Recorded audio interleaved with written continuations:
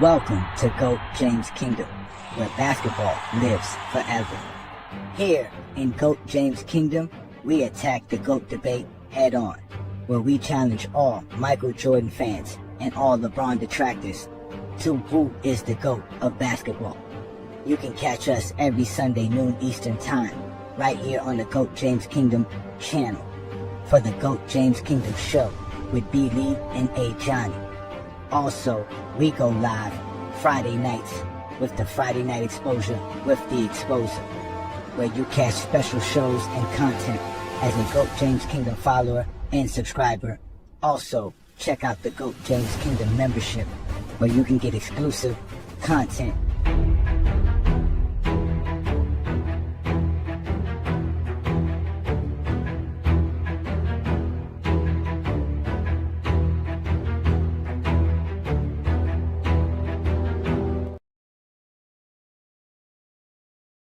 In this episode of Forgot About Him Fridays, we have none other than Baron Davis. I'm telling y'all, BD was so cold with it. Bro said, I got a little birdie. Where you going? Gave Reggie a smooth In-N-Out burger. Now to that cup. Oh my God. You know the Hezzy was on Hall of Fame. Eric Snow and A, I can't believe it. Somebody get a Kleenex. We got teardrop. Imagine your point guard backdooring to do this shit right here. I knew KG was going to be a good businessman when he decided not to jump with him. He already knew what it was. You couldn't keep BD off that rim when he was in Charlotte. The In-N-Out cross had him punch drunk Lamy. God damn it, somebody call facilities. We got a slip and fall accident. At this time, BD was damn near a top 3 point guard in the league. Man, give me that. Ain't have not one offensive weakness. Goddamn, Baron, chill out. Should've shot it. All good though. Hit him with the Rondo. Dime. Bro was too quick, too big, and too strong. And if bro got to his launch pad, it was over. God damn. Sorry, T-Mac, ain't nothing over there. And you better not jump. Told Charlie Ward the Heisman cool, but I got a jumper. Mike, Bibby, Baron Davis, mano a mano. Don't get it wrong, Bibby was tough, but Baron was different. Bro let him go like I don't even want no problem. They was so scared they had to hug him. Welcome to GOAT James Kingdom. Welcome. I am A. Johnny the Exposer, and y'all have now been exposed by the Exposer. I appreciate it.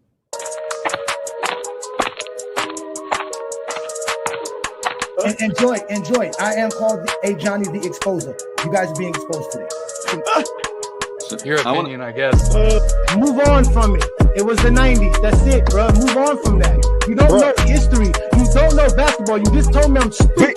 But look how stupid you look because you don't know I know all this basketball. You don't know history. You don't know jamming. You don't know schematics. You don't know coaching. You don't know scouting. You don't know drafting. You don't know nothing from that Michael Jordan's great because the media said do that, so told you to say that. I know about this report, and you are officially being exposed by the Exposer, and you're going to sit there like a man and take this just like Buddy did 2 weeks ago. Let's get ready to rumble. Hey, get your numbers up. I had to get my numbers up. Peace and blessings, y'all. Welcome to the Friday Night Exposure with the Exposer. I'm your host, A. Johnny the Exposer, coming live and direct off the GOAT James Kingdom channel. You guys already know what to do. Hit that like button, hit that subscribe button. Don't be afraid to check out the GOAT James Kingdom membership. As you see, our content is growing and our following is growing. So we want to give a shout out to everybody who's already a GJK member, as we got some of y'all in the building. Peace and blessings to Zero. Indeed. Shout out to you. Thank you for joining us here. Again, it is the Friday Night Exposure with the Exposer. I'm your host, A. Johnny the Exposer. I come every Friday night right here on the GOAT James Kingdom channel to be able to open up a platform for all basketball fans, right? And obviously, you guys know I'm making a name for myself as a LeBron fan. People are truly enamored with LeBron. Whether you love him or you hate him, you're still enamored with the guy. He's one of the greatest things we've ever seen, right? So with that being said, tonight's show, I felt like I had to address a few things because, for one, it's my birthday weekend. And I turned 44 this weekend, ladies and gentlemen. I turned 44 years old. Yes, I was born in 1981. I was born in the 1900s. And the reason I bring this up is because recently we just heard Zesty Fitness and Rants, claim that I just started watching basketball in 2010. And I find it weird that everybody could try to come at me about how you're supposed to be a basketball fan or not. It doesn't make sense to me because, I talk about it with Chilltown all the time. if you're a basketball fan, for one, you should have a basketball team that you root for. Two, there should be a player that you like that you also root for. And we all know in today's content creating world, there is nothing but hateful content about either one, basketball teams or the players. All right. And I'm here to address some of this because I'm a basketball fan. I've been a basketball fan for quite some time.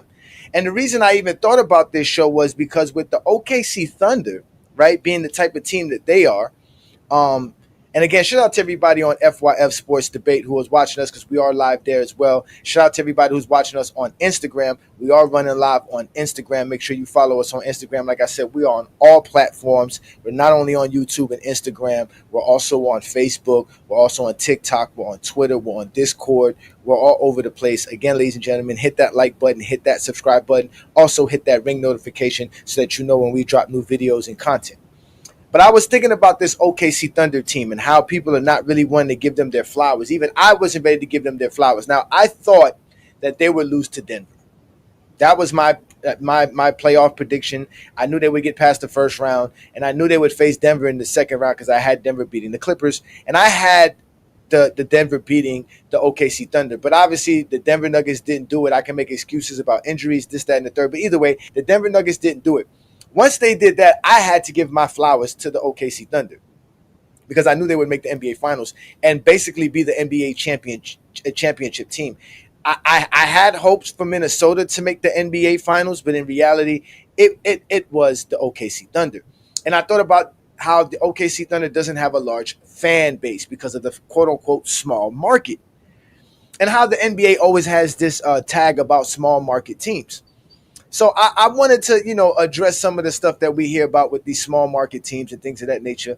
And I wanted to talk about my fandom because what made me a fan of the NBA was small market team, which was the Charlotte Hornets. I became a basketball fan as a kid watching the Charlotte Hornets. That's how I came in love with the game of basketball through the NBA.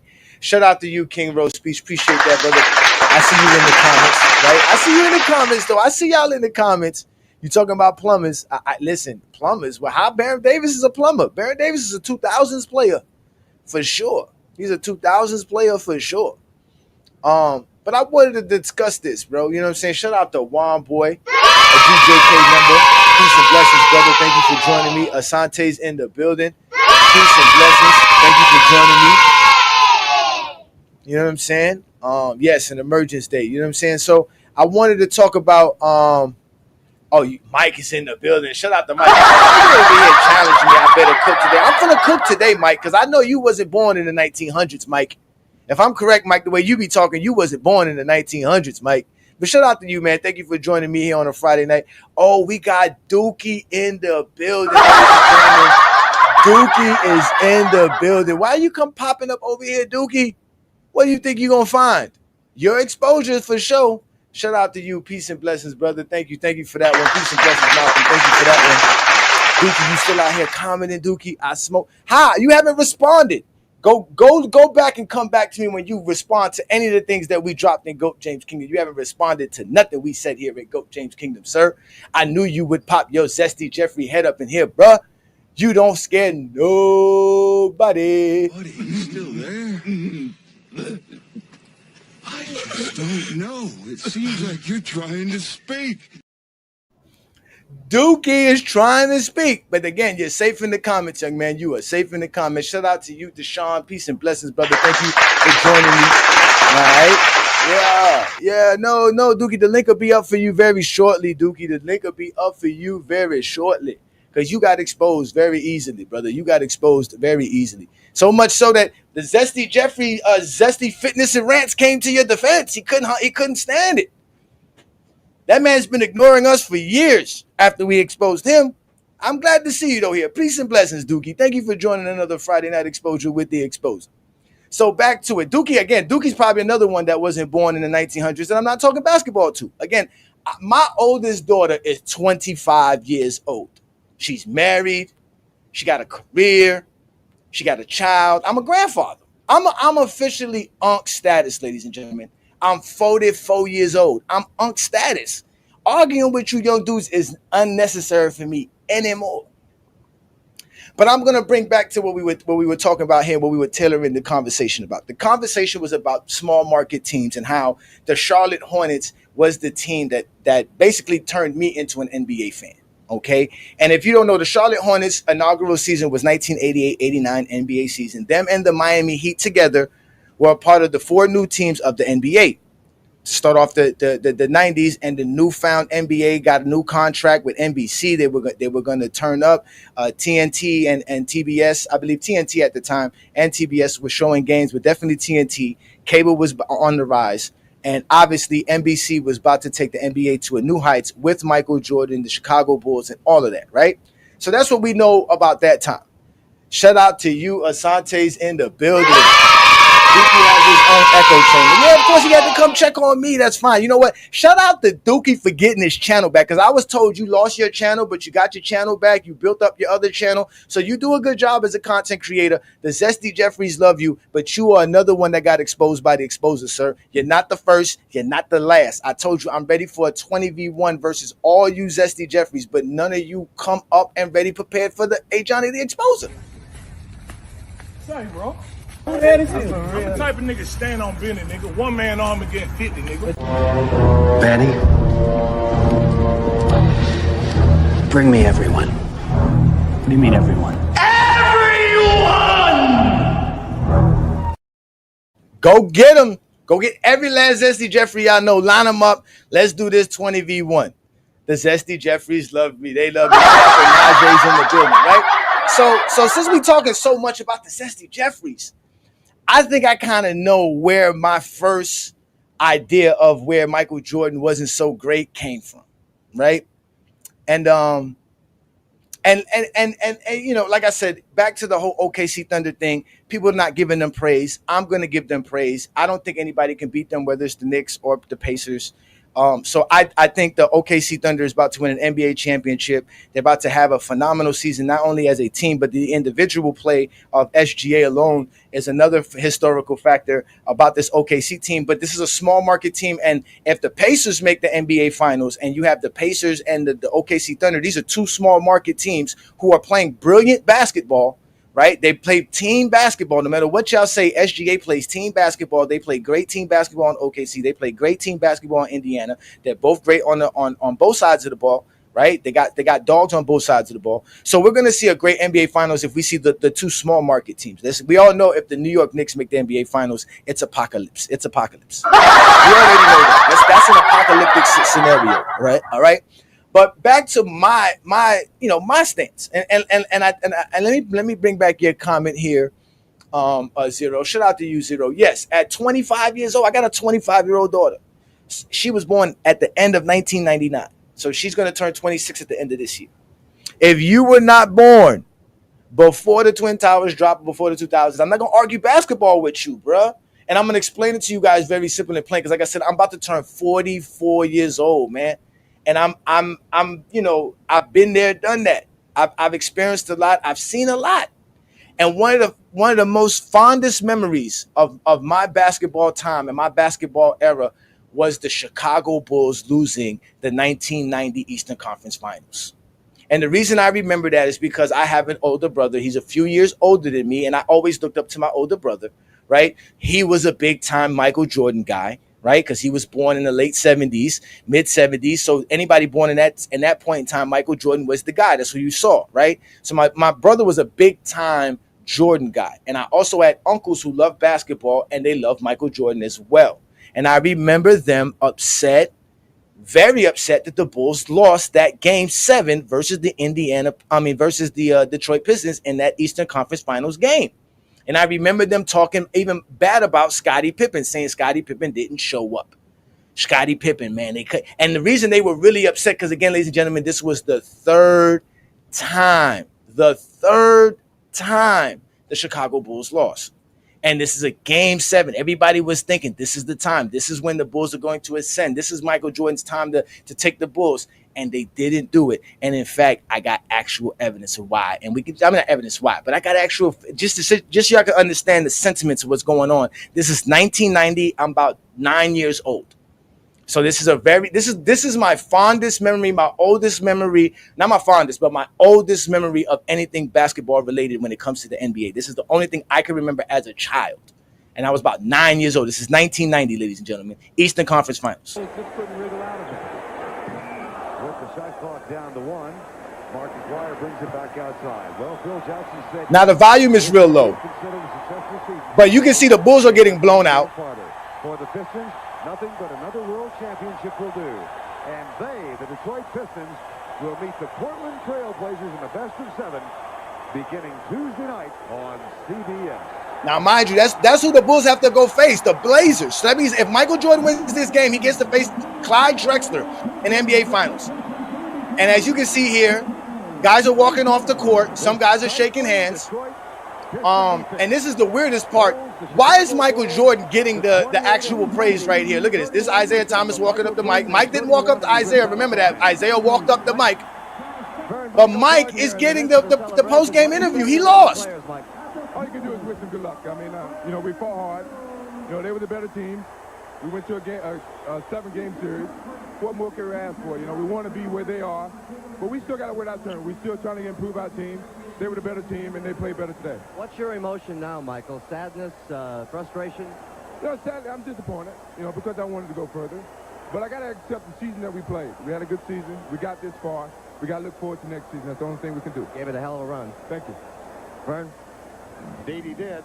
31 points. What is this? Why are they interviewing Mike? No wonder why Isaiah don't like this man. They interviewed Mike. Mike didn't even win. I don't even understand this. How did Mike get interviewed? Look at this. This is deplorable. This is horrible. The player of the game was Isaiah. They didn't interview Isaiah. The player of the game was Isaiah Thomas, but they didn't interview Isaiah. But that was my earliest memory of basketball. That's my earliest memory of basketball. I remember my uncles being upset and my cousins, my brother, because they all liked the Chicago Bulls. Not the Chicago Bulls necessarily, but Michael Jordan. And they thought this was Michael Jordan's ascension. This was his time. It was a Game 7. He had lost to Detroit 2 years prior to this. This is his time. He was lighting up the NBA. Like I told y'all, Michael Jordan was lighting it up in the playoffs. And this was his time, and he choked. Like I told y'all, he choked. Even in there, if you listen to the commentary again in there, you'll hear the guy say Michael Jordan had one less point than his average in that game, the series average in that game. Michael Jordan didn't step up in a Game 7. They're going to blame Scottie Pippen. But that's my fondest, not my fondest, but my earliest memory of the NBA. And that's my earliest memory of saying to myself, why y'all all going crazy over this dude Mike then? He must not be that dude, right? Because that's what I was thinking in my mind. And in reality, back then, I was kind of like a football fan. I liked the Hurricanes. That was when the Hurricanes was one of the top teams in college football. They had the swag. I had just moved down here to Miami from New York. So I was a kid at this. So I can't even give y'all any experience. I'm 19 years old. What the hell do I know? I didn't even have pubic hair. I didn't even have pubic hair. But that is my oldest, fondest memory of basketball as far as being a fan. And then later on, obviously, as I grow, I go to play outside, right? Because when I lived in New York, we barely went outside New York. I don't know how people do it. There's 2-3 months out the year, 5 months out the year. You can't go outside. It's too cold. South Florida it's all great weather. There's grass. We couldn't believe it. I was running around playing football, basketball. There was a park right down the street from the house, so we could just play basketball. We used to run to the basketball court, play football on the side, play basketball. So I fell in love with basketball. I didn't have a team. But again, remember we talked about the Miami Heat and the Charlotte Hornets came in 1989. Well, what made me a real basketball fan as far as an NBA fan was Larry Johnson and the Charlotte Hornets. And the Charlotte Hornets were a very, very exciting team for some reason in the 90s. And they just had this aura about them. And there was something about them that just fit with most people, and it fit with me as a child. And I love it. And what basically happened was the Charlotte Hornets became an NBA franchise. They had an expansion draft. They pick up a Muggsy Bogues. They pick up a Dale Curry in this draft. Their first ever draft was Rex Chapman, their first ever pick overall in the first round. They picked up Rex Chapman. I believe that's the 1990 draft. And in 1991, they draft Larry Johnson. And Larry Johnson's coming from UNLV. There's a big hype team. Everybody was talking about how great UNLV was. He was the top player there. So he gets drafted to there, and then you get the slam dunk contest of 1992. right? And this guy was marketed well. And this is why I wanted to bring this up about the small market teams, right? Because as garbage as the Charlotte Hornets was, the way they marketed Larry Johnson to us, you would think they're on the rise. They're a great team. Everything's gonna go well with this team. And nobody was talking about anybody being trash. Nobody was called trash back then. So it's very easy as me as a child to gravitate to an NBA player like a Larry Johnson, or to gravitate to what other NBA player, because they never really trashed NBA players of that era. They never did it. So I fell in love with Larry Johnson because I saw Larry Johnson in the slam dunk contest. That changed my mind. That was the whole big thing. It was all about what he did in the slam dunk contest. And it's so crazy because I'm going to show you what he did in the slam dunk contest. And mind you, ladies and gentlemen, we're talking about 1992. I was 11 years old, 10 years old at this time, right? So this is Larry Johnson in the slam dunk contest, which I think he got robbed of. And I don't even remember watching where I watched this at, because I don't even know if we had cable, because this was on TNT. But I do remember watching this specific 92 slam dunk contest because Cedric Sabalas won it with the blindfold. And I remember sitting around with a bunch of people talking about it like he's really going to dunk with a blindfold. And we all thought that it was like real, but I guess it was fake. Who knows what it is now? But he won it on a bogus dunk. But this was LJ, and this is what LJ was doing. This is what made me say, "Yo, I want to be like LJ." Let's see if it'll raise the level of competition. Now Larry Johnson, he's a power dunker. See, nobody's talked about Larry Johnson tonight. I mean, this guy had the best score in the first round because he's done everything with power and quickness.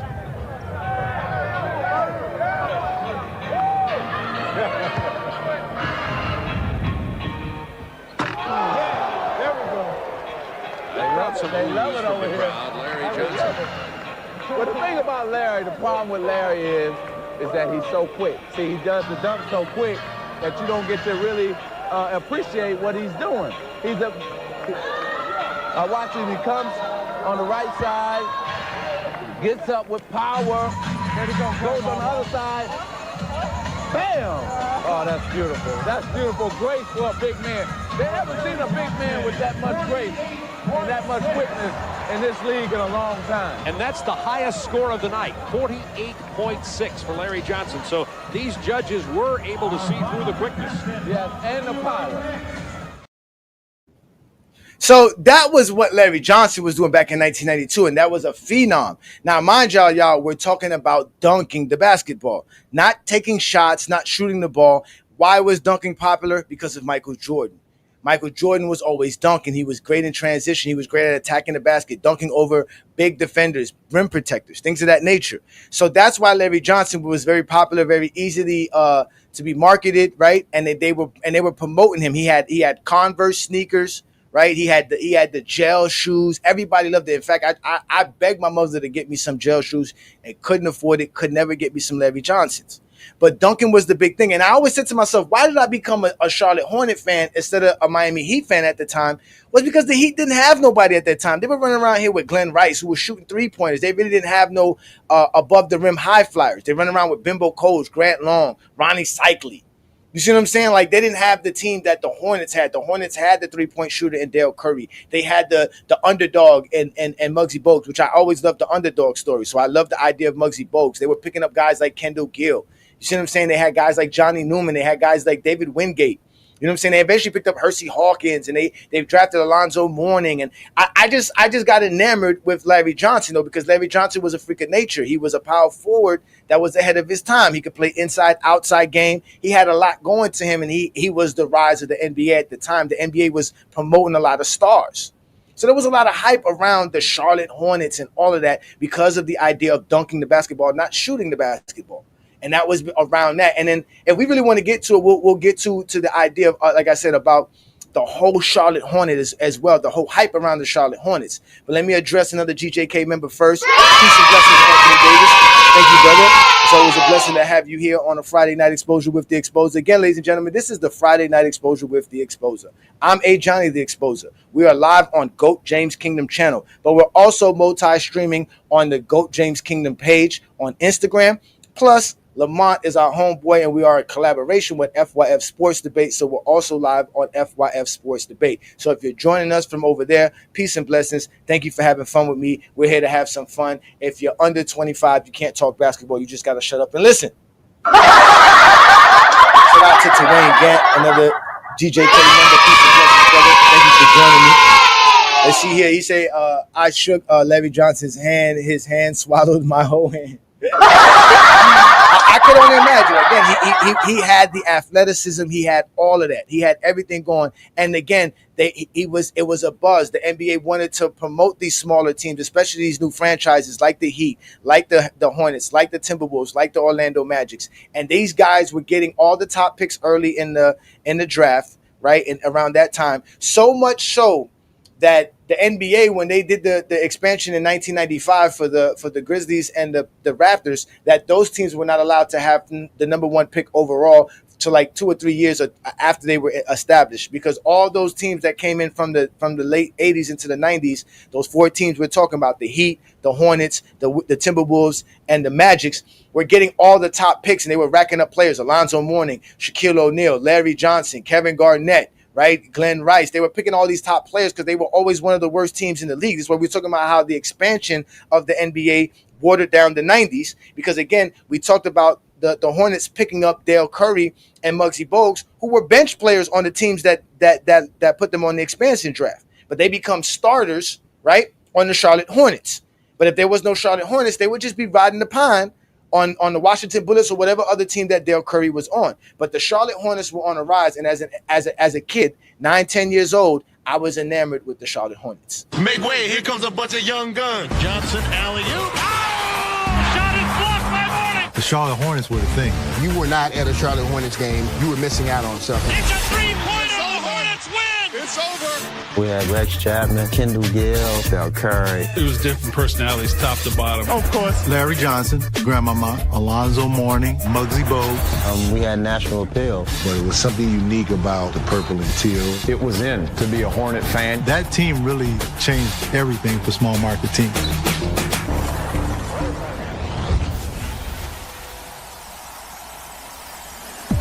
North Carolina is probably better known for stock cars and college basketball, but today pro basketball takes center stage as Charlotte enters a new era. And so Charlotte and Miami will join the NBA fray for the 1988-89 season. Honestly, I did not know where Charlotte was. Where is that? Is that West Virginia? Is that Charlottesville? Or no, it's North Carolina. Oh, okay. North Carolinians knew basketball, but they didn't really know the NBA. Indeed. Listen, you heard that. David Stern, the commissioner, was like, Charlotte, where is Charlotte at? That shows you how small of a market Charlotte was. Again, this is 30-something years ago, ladies and gentlemen. This is a long time ago. We talk about development in this country as far as the infrastructure. We're talking 1987, 80, 86 when they're trying to get an NBA team. We're talking about 40 years ago in reality when we're talking about that. It's definitely crazy. Yes, he didn't know where the Charlotte Hornets. He didn't know what it was. You know what I'm saying? We're talking about big-time stars. Well, Rel, if you're older than me, son, then you're able to talk basketball. But like my boy says right here, my boy Takeable Pond says, if you're 25 or younger, you gotta shut up. You feel me? Muggsy Bogues and Spud Webb, you are right. They wouldn't make today's NBA. 100%. Shout out to Juan boy. Larry Johnson gave his back out for the Knicks, man. Stop messing with the Knicks, man. They're trying to pull a Game 7 off right now. They're trying to come back 3-1 right now. Oh, my God. You guys are the best. Yes. Peace and blessings, brother. Thank you for that one. I appreciate that. I thank you. But you can see the hype. This is the hype with the Charlotte Hornets, right? Charlotte's pushing 1 million people today, just today. So how many people, what was the population of Charlotte in 1980s, right? So, hey, Johnny, do you remember that team in 1991, 92? Yeah, but they had Kenny Gadsden. Yes, I remember that team again. Now, I can't say I remember that specific team because, again, I told you I became a fan of the Charlotte Hornets because of Larry Johnson.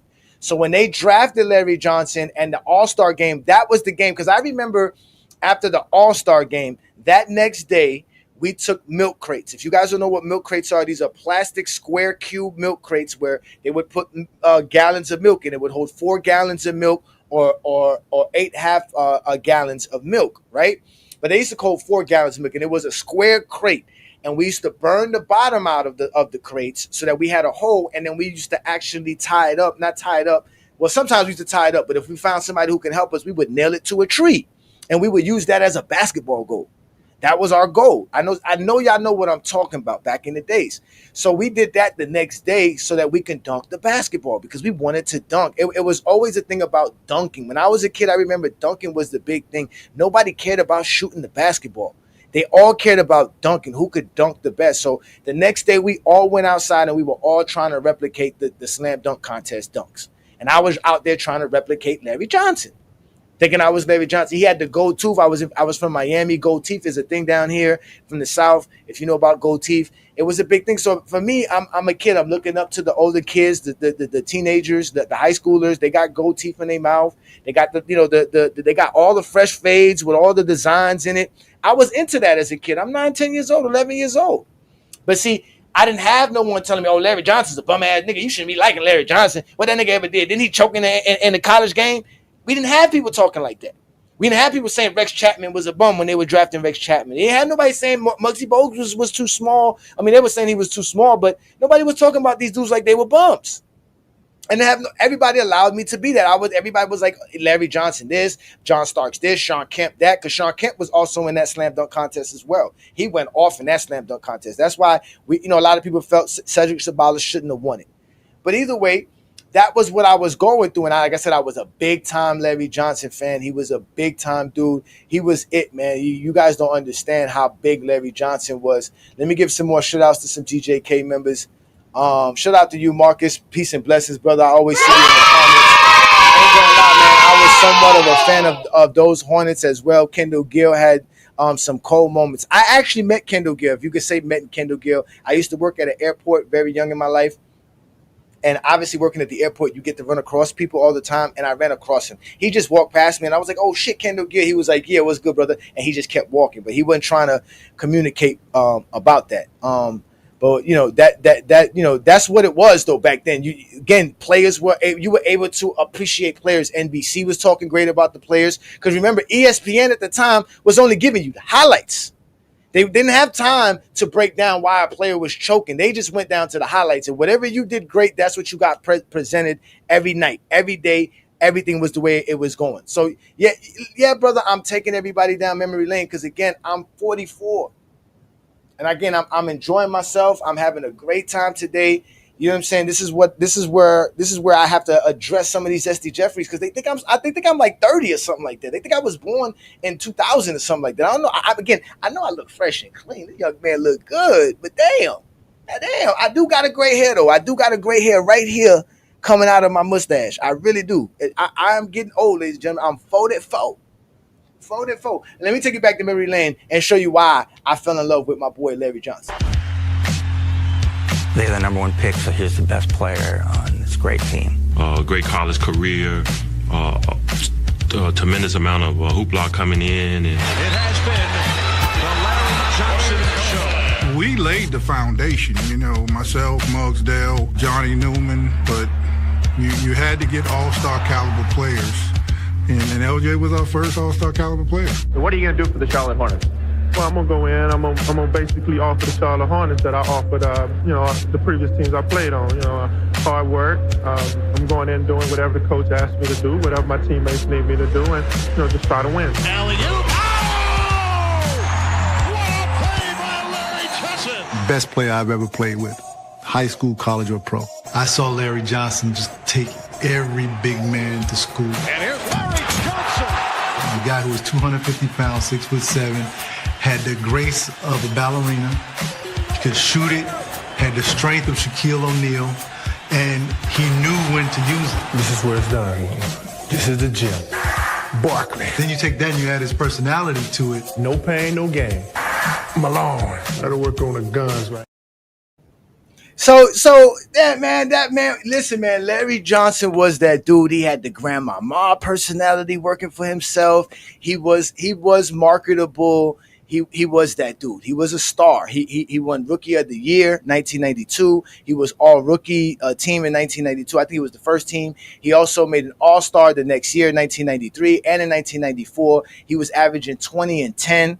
For the first part of his career, he was a monster, right? He was a monster. But the thing again, like I'm saying, is that the growth of the NBA of the time and the idea of these small market teams like the Charlotte Hornets, like the Minnesota Timberwolves, like sort of like Orlando, which was growing as a city as well, right? Because of Disney. These things was what the NBA wanted to market. They set new rules up, right? Because remember, there was the collective bargain agreement going into the 1992 season, which is in the 1991 off season. They corrected all of that stuff. They got a lot of stuff together. They made sure that these small market teams could hold their stars, like a Larry Johnson. That guys like the Miami Heat could hold the Glenn Rices. Guys like the Orlando Magic could hold the Shaquille O'Neals and do all of these things. These were the NBA promoting small market teams, which allowed us to have a broader perspective of fans in the NBA at that time. It wasn't just enamored with Michael Jordan and the Chicago Bulls. There were fans like me who was enamored with the Charlotte Hornets and Larry Johnson. There was other fans for other teams and other stars that were coming in the league. So this is how I became an NBA fan. I didn't become an NBA fan being enamored with Michael Jordan and the Chicago Bulls. Because like I told you, my first experience of an NBA a game or any NBA fandom was watching Jordan fans cry because Jordan choked in the Eastern Conference Finals versus Detroit again. So in my mind, I wasn't really thinking about Michael Jordan. I was just thinking about just being a kid, enjoying life. And here comes the Charlotte Hornets. Here comes Larry Johnson. And I'm like, yeah, that's it. And that's when I started paying attention to basketball. That's when I became a big-time basketball fan. And those are all facts, ladies and gentlemen. Like, that's just me. That's who I am. Again, I turned 44 today. If you were born in the 2000s, you cannot talk basketball with me. Let me Anthony and see what he got to say. Larry Johnson at UNLV was national sensations. That led to his popularity. Larry was the man on the great team. But didn't they choke in college? Because I wasn't really a fan. They didn't win a championship, right? Because I remember the UNLV team. They had Stacey Augmon. They had Greg Anthony, right? That was before the Fab Five, if I'm correct. The Fab Five took it to another level because they changed the fashion of basketball. But I think that was right before then. But if I'm correct, they lost to Duke because I was a Duke fan.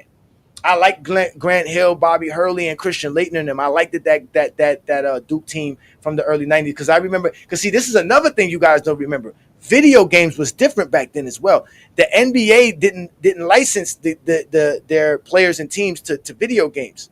So like the early basketball games I remember like playing was an NCAA game on the Super Nintendo, and I used to like playing with Duke, and they didn't even have the players' names. The first basketball games didn't have players' names. I think the first basketball game that had actual NBA teams and names was Lakers versus Celtics, which was an EA Sports game. Back in the day, we're talking about a long time ago, ladies, and we're talking about over 30 years ago.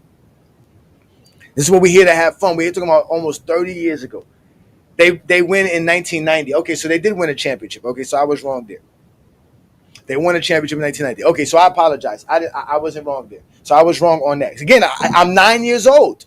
I don't remember that. I wasn't watching basketball at 9 years old, let alone college basketball. I do remember, like I said, my fondest memory of not my fondest memory, but my earliest memory was Jordan losing to Detroit Pistons. Then I remember the 1992 slam dunk contest. And I'm gonna break it down for you guys. So I actually got.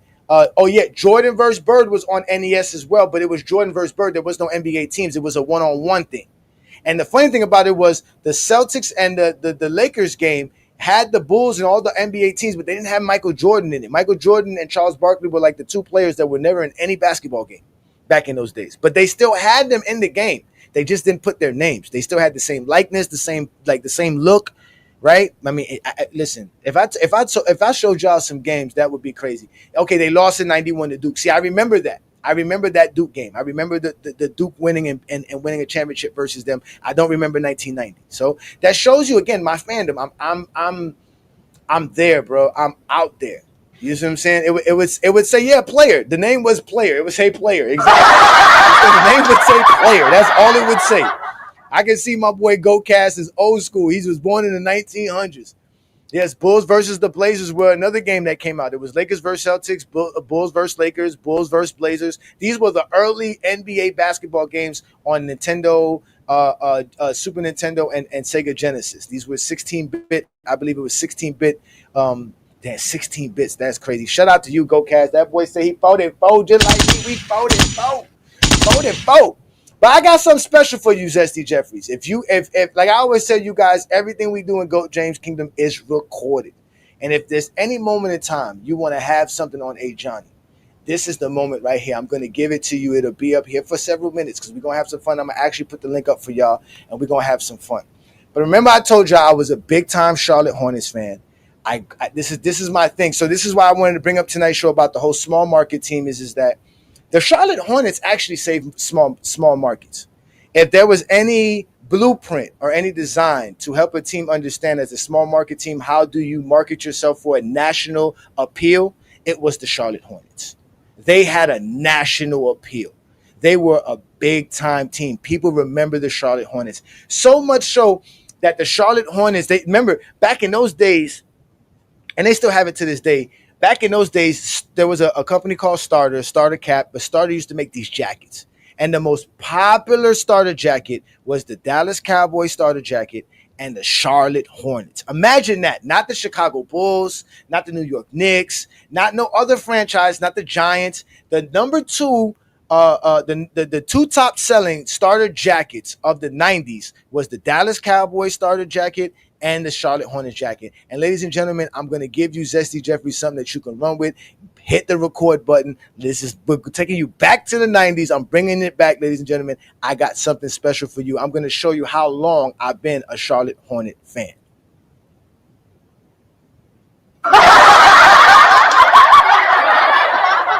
Ladies and gentlemen, that is me to the right in the 6th grade. That is, yes, ladies and gentlemen, that is me to the right in the 6th grade. In the 6th grade. And I had one of those starter jackets. I had one of those Charlotte Hornets shirt. In fact, you can look right there and clearly see that I'm wearing a Charlotte Hornets shirt. This is me in the 6th grade.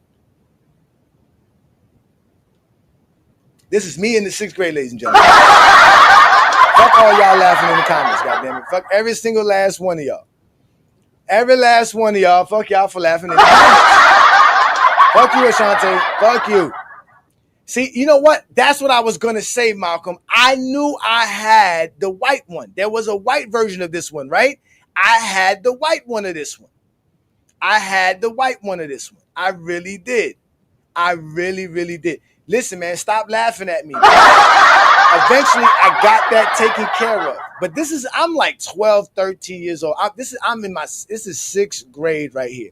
Yeah, shout out to you. Fuck you too, Zero. All right, fuck you too. All right, because you motherfuckers love to make fun of motherfuckers, but y'all not man enough to do this. This is what I'm trying to explain to y'all. I'm man enough to put myself out on the public like this. You feel me? Because I'm a real basketball fan. I'm a real basketball fan. Fuck you too, Asante. Fuck you.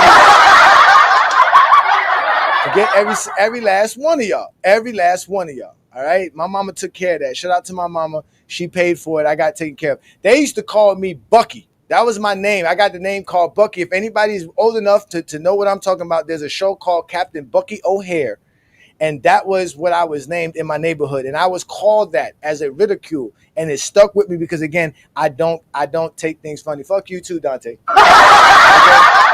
Fuck you motherfuckers. All right? Fuck every single last one of y'all. But that is me, bro. That is honestly, somebody sent me this the other day. And I don't know how he found this, but he must have it. So that whoever has this damn yearbook from my 6th grade year has this picture of me.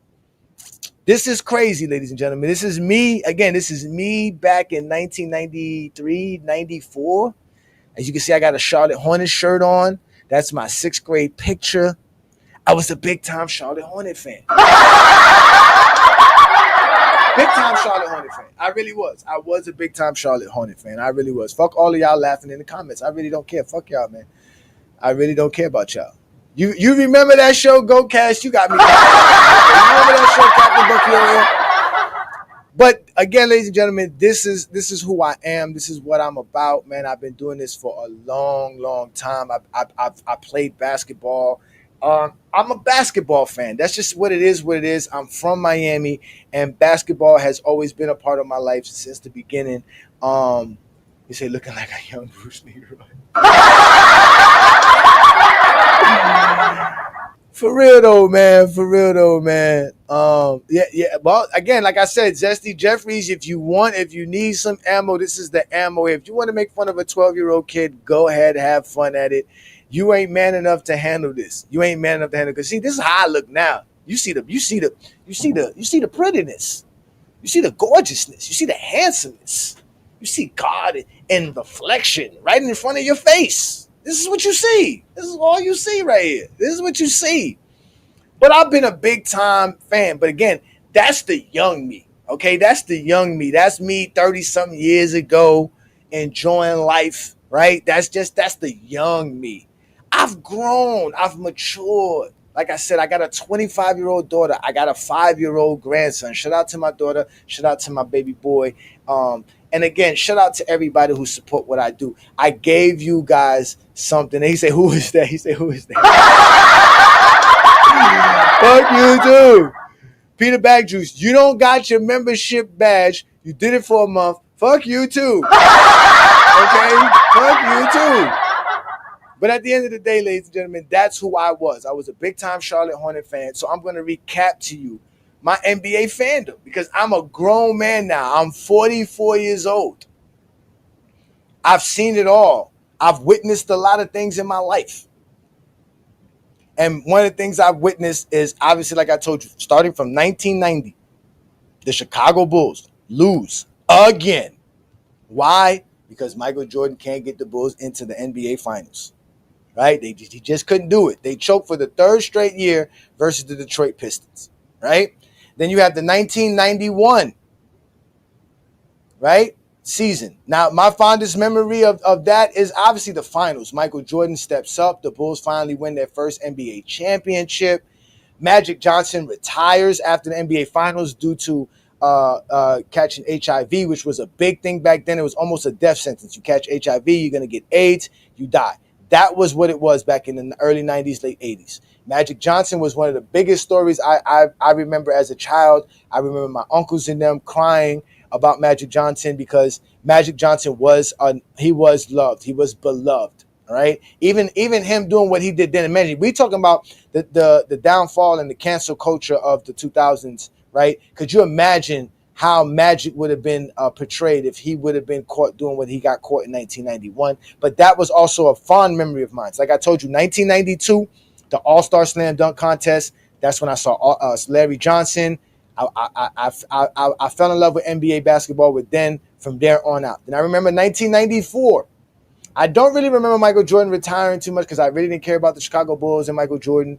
I really didn't care too much about the Bulls. They won 3 championships in a row. I do remember the 93 finals with Charles Barkley. It was a great finals, but the Bulls were 3-time champions. Everybody knew they were dominant. It was Jordan's time, and that is what it is. He retired.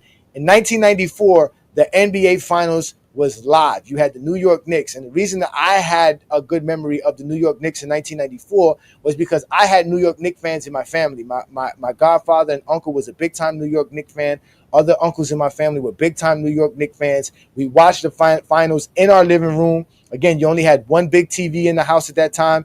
More than likely, it was in your living room. Everybody sat there and watched it. TV was so limited at the time that during the NBA Finals, they cut out of the NBA Finals to talk about O.J. Simpson, who was in a car chase. They were trying to arrest O.J. Simpson, and he went on a car chase. They cut out of the NBA Finals, in the middle of the NBA Finals, for us to watch O.J. on the highway, and that was a crazy scene back in the days. Again, ladies and gentlemen, the 90s was a spectacular era. There's so much things that happened in the 90s. Then you have 1995. This is when Michael Jordan returns. I remember Michael Jordan return. Everybody going crazy. They couldn't wait to see Michael Jordan. His sneakers was at its height. He had just dropped, I think it was the 11s this year or the 10s.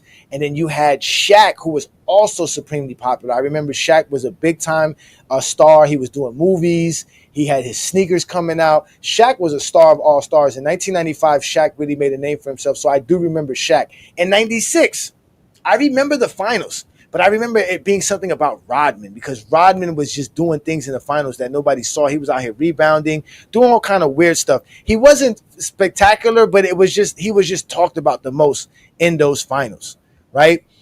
So I do remember that. Then we also have the last shot in 1998. Now, between 1996 and 1998, ladies and gentlemen, I won a Boys and Girls Club championship in Broward County, Florida. We were the NBA champions, the Davie Boys and Girls Club. I was the best rebounder on our team. So in 1997, I remember that. I was a champion, all right? None of you Jesse Jeffries could say that, right? But I also remember playing a game called In the Zone 2. And they had a game called In the Zone 2 that was one of the most, I would say, the most revolutionary games in basketball, because they had NBA Live, but NBA Live was a weird game. The guys used to slide and fly like Luigi and Mario 2, right? NBA In the Zone changed everything. They used to really make players, like that was the game where players could dunk from the free throw line. It was an incredible game. I remember, if you don't remember a basketball game, go look it up. It was called In the Zone 2. It was from Konami Sports.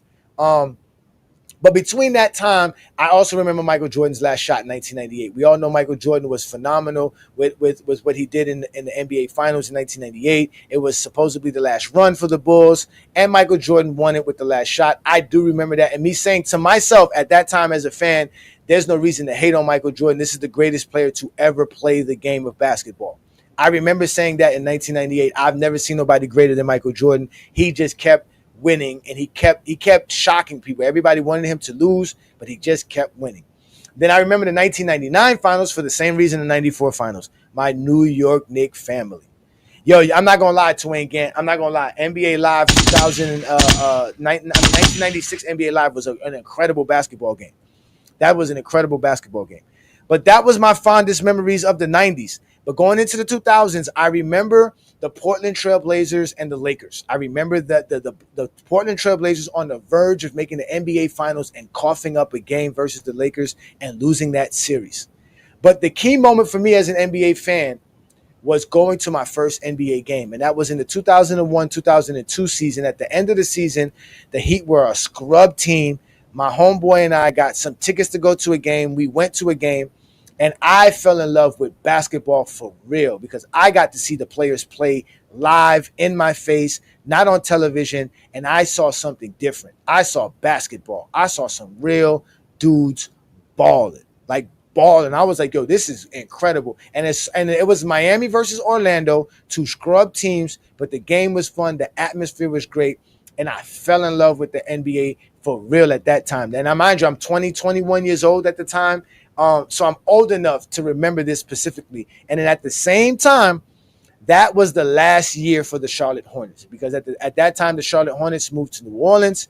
They became the New Orleans Hornets, and I wasn't interested in changing teams. Because I went to go watch the Miami Heat play, and I fell in love with basketball then, I said, you know what? I'm going to start rooting for the Heat because I can go to Heat games. At the time, the Heat was not a good team. They had just drafted Caron Butler in the first round, early first round pick, lottery pick in 2002. And from there, I remember being a basketball fan. They drafted Dwayne Wade in 2003, right? And they also added Lamar Odom in 2003. So I was joining the Miami Heat at a good time. And I even remember going to go see Michael Jordan's last game in Miami. Yes, ladies and gentlemen, I saw Michael Jordan play when he was a Washington Wizard. I don't know if any Zesty Jeffries can say that. So the Miami Heat team became the team that I fell in love with. I fell in love with Eddie Jones, Caron Butler. Then they got rid of Eddie Jones. They added Lamar Odom, Dwayne Wade. Then I lucked up and got Shaquille O'Neal in 2004 because of Kobe Bryant and his enamoredness to score and to be a stat patter. They got rid of Shaquille in LA, and we were able to luckily get him. And the reason why I bring up the Lamar Odom situation is because if the Miami Heat don't sign Lamar Odom in 2003, they don't have the actual pieces to trade for Shaquille O'Neal in 2004. And then we end up winning a championship in 2006 because of Shaquille O'Neal. Then at the end of my greatness, is for y'all to understand, y'all would know everything after 2010. Y'all already know the history. 2010, LeBron James joins my Miami Heat. And that's how I became a Miami Heat fan, starting in 2002 season. So that's my history as an NBA fan. That's where I come from. That's my background. That's what I do. I mean, y'all see the history. I've been there, done that. So if you're not over 25 years old, you can't come in here telling me anything about the game of basketball because you're not old enough. That's just a fact. You're just not old enough. So I'm gonna put the link up for anybody who wants to join me. and we can have a conversation. You can tell me about your basketball era, or we can talk about whatever you want to talk about, because I'm here to have fun. Like I said, I'm celebrating my 44th birthday this weekend. I'm a Gemini, and this is a time of celebration for me. I usually celebrate my birthday weekends in style. So I'm going to have me some fun, man. I see y'all in the comments. Like I said, I bring y'all back into history. Like I told you, I brought y'all back to my fondest memories of basketball, my earliest memories of basketball. And it really starts off with Michael Jordan losing in the Eastern Conference Finals versus the Detroit Pistons. With the shot clock down to 1, Mark McGuire brings it back outside. Well, Phil Jackson said yes, this will be considered a successful season for the Bulls. They went one game farther. For the Pistons, nothing but another world championship will do. And they, the Detroit Pistons, will meet the Portland Trail Blazers in the best of 7 beginning Tuesday night on CBS.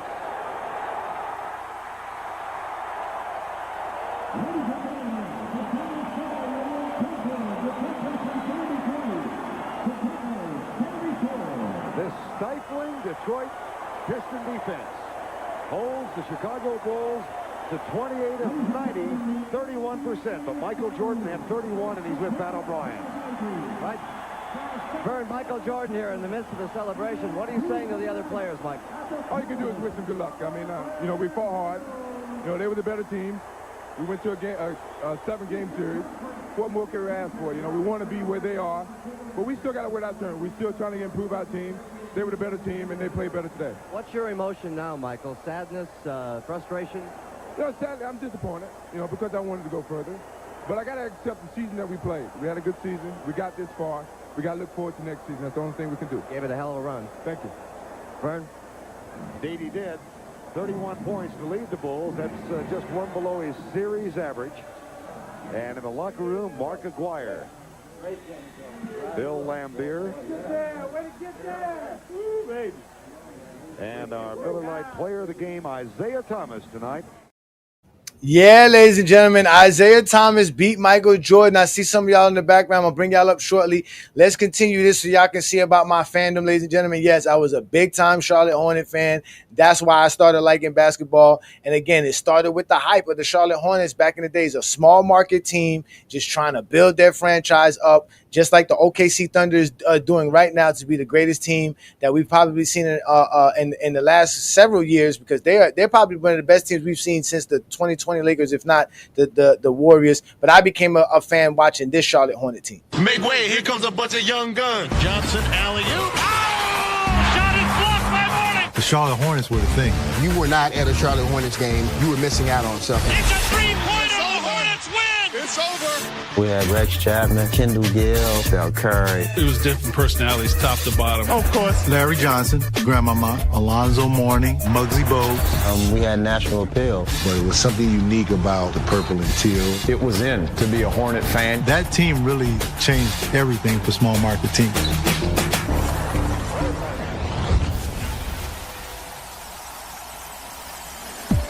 North Carolina is probably better known for stock cars and college basketball, but today pro basketball takes center stage as Charlotte enters a new era. And so Charlotte and Miami will join the NBA fray for the 1988-89 season. Honestly, I did not know where Charlotte was. Where is that? Is that West Virginia? Is that Charlottesville? Or no, it's North Carolina. Oh, okay. North Carolinians knew basketball, but they didn't really know the NBA.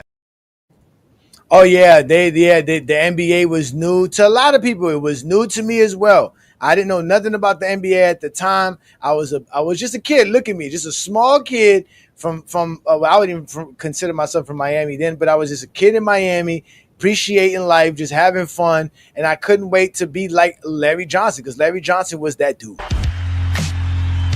They're the number one pick, so here's the best player on this great team. Great college career. A tremendous amount of hoopla coming in. And it has been the Larry Johnson Show. We laid the foundation, myself, Muggs Dale, Johnny Newman, but you had to get all-star caliber players. And LJ was our first all-star caliber player. So what are you going to do for the Charlotte Hornets?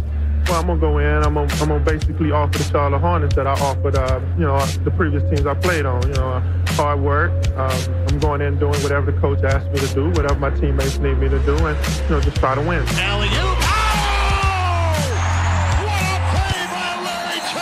Best player I've ever played with, high school, college, or pro. I saw Larry Johnson just take every big man to school. And here's Larry Johnson. The guy who was 250 pounds, 6'7", had the grace of a ballerina, could shoot it, had the strength of Shaquille O'Neal, and he knew when to use it. This is where it's done. This is the gym. Barkley. Then you take that and you add his personality to it. No pain, no gain. Malone. That'll work on the guns, right? Yeah, man, that's how it was, man. Shout out to King Rose Speech, who's in the building. Peace and blessings, brother. It's good, brother. Go ahead and happy birthday, by the way. Happy early appreciate birthday, that, man. Thank you, sir. I love that you doing this show because you rolling up, and I see why you doing it. You know what I mean? You didn't start watching in 2010, right? You didn't start watching. No, real talk. You're giving indirectly. You're giving MJ your props, right? And look, you saw MJ in that interview. He didn't throw his team under the bus. He took accountability, and he called the Pistons the better team. Now, yes, that was CBS interviewing him because that was their last chance to interview him because, as you know, the Packers were going over to NBC the next year. And NBC did all of that. So that was their last chance to, I guess, interview Jordan. So they knew the Pistons were going to the finals. They would get Isaiah in anyway. You understand what I'm saying? So, but the league, right? See, this is the thing. For everybody that talks about how expansion watered down the league, remember the Heat, Magic, the Timberwolves, and the Charlotte all came in those 2 years. And within a few years, all those teams, like, remember, as I said, 91, 92, the last piece they needed was Zoe, and then they became a legit playoff team for about 3-4 years. You understand what I'm saying? So they all slowly built up. The Heat had Ronnie Cycli, Sherman Douglas. They got Glenn Rice. You say Sherman Douglas. I remember Sherman Douglas. Sherman Douglas was so underrated, bro. He was just so steady. And my little one in the background, but he was steady, bro. Sherman Douglas was a steady point guard. Oh my God, that's hilarious, bro. Matt Geiger. Matt Geiger wound up rolling around. You said Matt Geiger. Oh my God. You had Walker Kessler's uncle, Alec Kessler. R.I.P. to him. He was. Leave it up to you, King. Leave it up to you, King Speech Road. That's why when y'all talk about these teams, I knew these teams. I knew the players on the team, and I knew how the teams attack. You know, so that's why I can talk 90s basketball. Some of these cats don't. But at the end of the day, the fact that, again, Magic, Bird, and Jordan, the league was now blowing up. It was expanding. It was you could put basketball in new markets. So that was healthy for the league. So when y'all use the expansion watered down era, that's not a But the problem is that, like you said, when you got the teams like the Charlotte Hornets, the Orlando Magics, and the Timberwolves, and all these teams getting all these top early picks, the teams like the Detroit Pistons, the Lakers, the Boston Celtics that were running throughout the 90s, the Philadelphia 76ers. Now the teams that are good teams are no longer eligible to get these star players anymore. The league started making sure it made it hard to stack talent. See what I'm saying? I'll say this though. Remember why the Lakers and the Celtics, have you ever thought to yourself, why did the Lakers have the first pick 3 times in between like Magic? Then they had Worthy in '82 because they were joking teams. Like, remember in '76 how they got Magic? They traded to the New Orleans Jazz. Remember, they didn't do lottery protected or for top 5 protected, or we're trading your first round pick. So when the Lakers traded Gail Goodrich to New Orleans in '76, that pick turned into '79 Magic Johnson. Exactly. All kind of crazy stuff. They got Worthy off the same thing. They got Worthy off the same thing. So exactly. Red Auerbach and it was West and the other guy that was running the Lakers. They were killing everybody, like, because these smaller market teams like New Orleans and whoever got remember Red Auerbach beat up Golden State. He got Parrish and McHale The year after the Bird won the championship, they had the Celtics had the first pick. They traded back to the third pick because Joe Barry Carroll was the big star coming out, right? Mm-hmm. They traded back and got Parrish and McHale for Joe Barry Carroll. Now, at the time, Joe Barry Carroll was the man, right? Everybody thought from Purdue he was going to be like, he was Ralph Sampson before Ralph Sampson. Problem was he was late. He was talented, but he was lazy. Now, Parrish was in New Orleans, was in Golden State for like 4 years. He had the reputation of being lazy too. But then you added McHale, who nobody knew, the third pick, and he came as the sixth man. And now, next thing you know, Boston got a squad with Bird, Parrish, McHale, the best front court of all time. That's the 80s. That's 80s basketball. That's what I'm saying. That's what I'm saying. You got to slow down these dynasties because, again, Red Auerbach was so much smarter than everybody. Jerry West was so much, and whoever was running with the Lakers was so much smarter than everybody. They were joking these teams so they could stack a Worthy on top of a Magic and Kareem. And then they got Byron Scott the same way. He was like the fourth pick in the draft. So they was killing it through the draft, and these other teams didn't know hey, we got to keep our draft picks so we can get No, it's not only that. They can't, because they couldn't afford it. Again, the league didn't have the money. That's the thing. So now there was no revenue. So now you get a new revenue from NBC, which allows these small market teams to be able to pay guys like Alonzo Mourning, to pay guys like a Larry Johnson, and still to a certain degree they still couldn't afford them, but it still helped the league market and promote the players. So that was the whole point of all of this, was to show how these small market teams that the NBA was bringing into the league, that were already existing in the league, they were. If you want to know how teams were. If you need a blueprint, like I said, the Charlotte Hornets was it, because somehow the Charlotte Hornets became that national sensation. People didn't care if they weren't making the playoffs or not. As a matter of fact, I remember when they won their first playoff series. I think they beat Boston in the playoffs. It was a big thing. It was a big thing. So again, nobody was out here knocking players. They were appreciating the errors and stuff like that. Yeah. Before I let you go, King Road, please, I want to bring up some other stuff here that some people were talking about here. Somebody's asking here, what do I know about these starter jackets? I know a lot about these starter jackets. These starter jackets, they were there, bro. If you were a 90s kid, you know about these starter jackets, man. Even to the point to my boy Young Africa. Shout out to Young Africa in the building. He's saying that, look, it was in Africa. Young Africa is from Northeast Africa, and he was like, they had these jackets over there, so we knew about all of that. Zesty Jeffries, they got an age limit. If you're under 25, you can't argue with me. I got nothing to say with you, man. Shout out to you, Marcus, again. I see all you guys in the comment. Thank you for the happy birthday wishes. Appreciate that. Thank you so much. Yeah, and the Hornets, they had a mascot. That was when mascots became big. Mm-hmm. That was another big thing about that. You had the Hornets mascot. And again, I got nothing but respect for players. I just don't got no respect for Zesty Jeffries.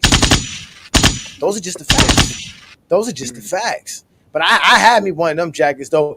But King Ro, I'm going to put you in the background. I'm going to bring up a GJK member, and I got a couple of folks in the background. I'm going to bring you guys up one by one. I appreciate you, King Ro's speech, man. Take care, little man in the background. Let me bring up my boy, Juan Boy. What up, Juan Boy? Peace and blessings, brother.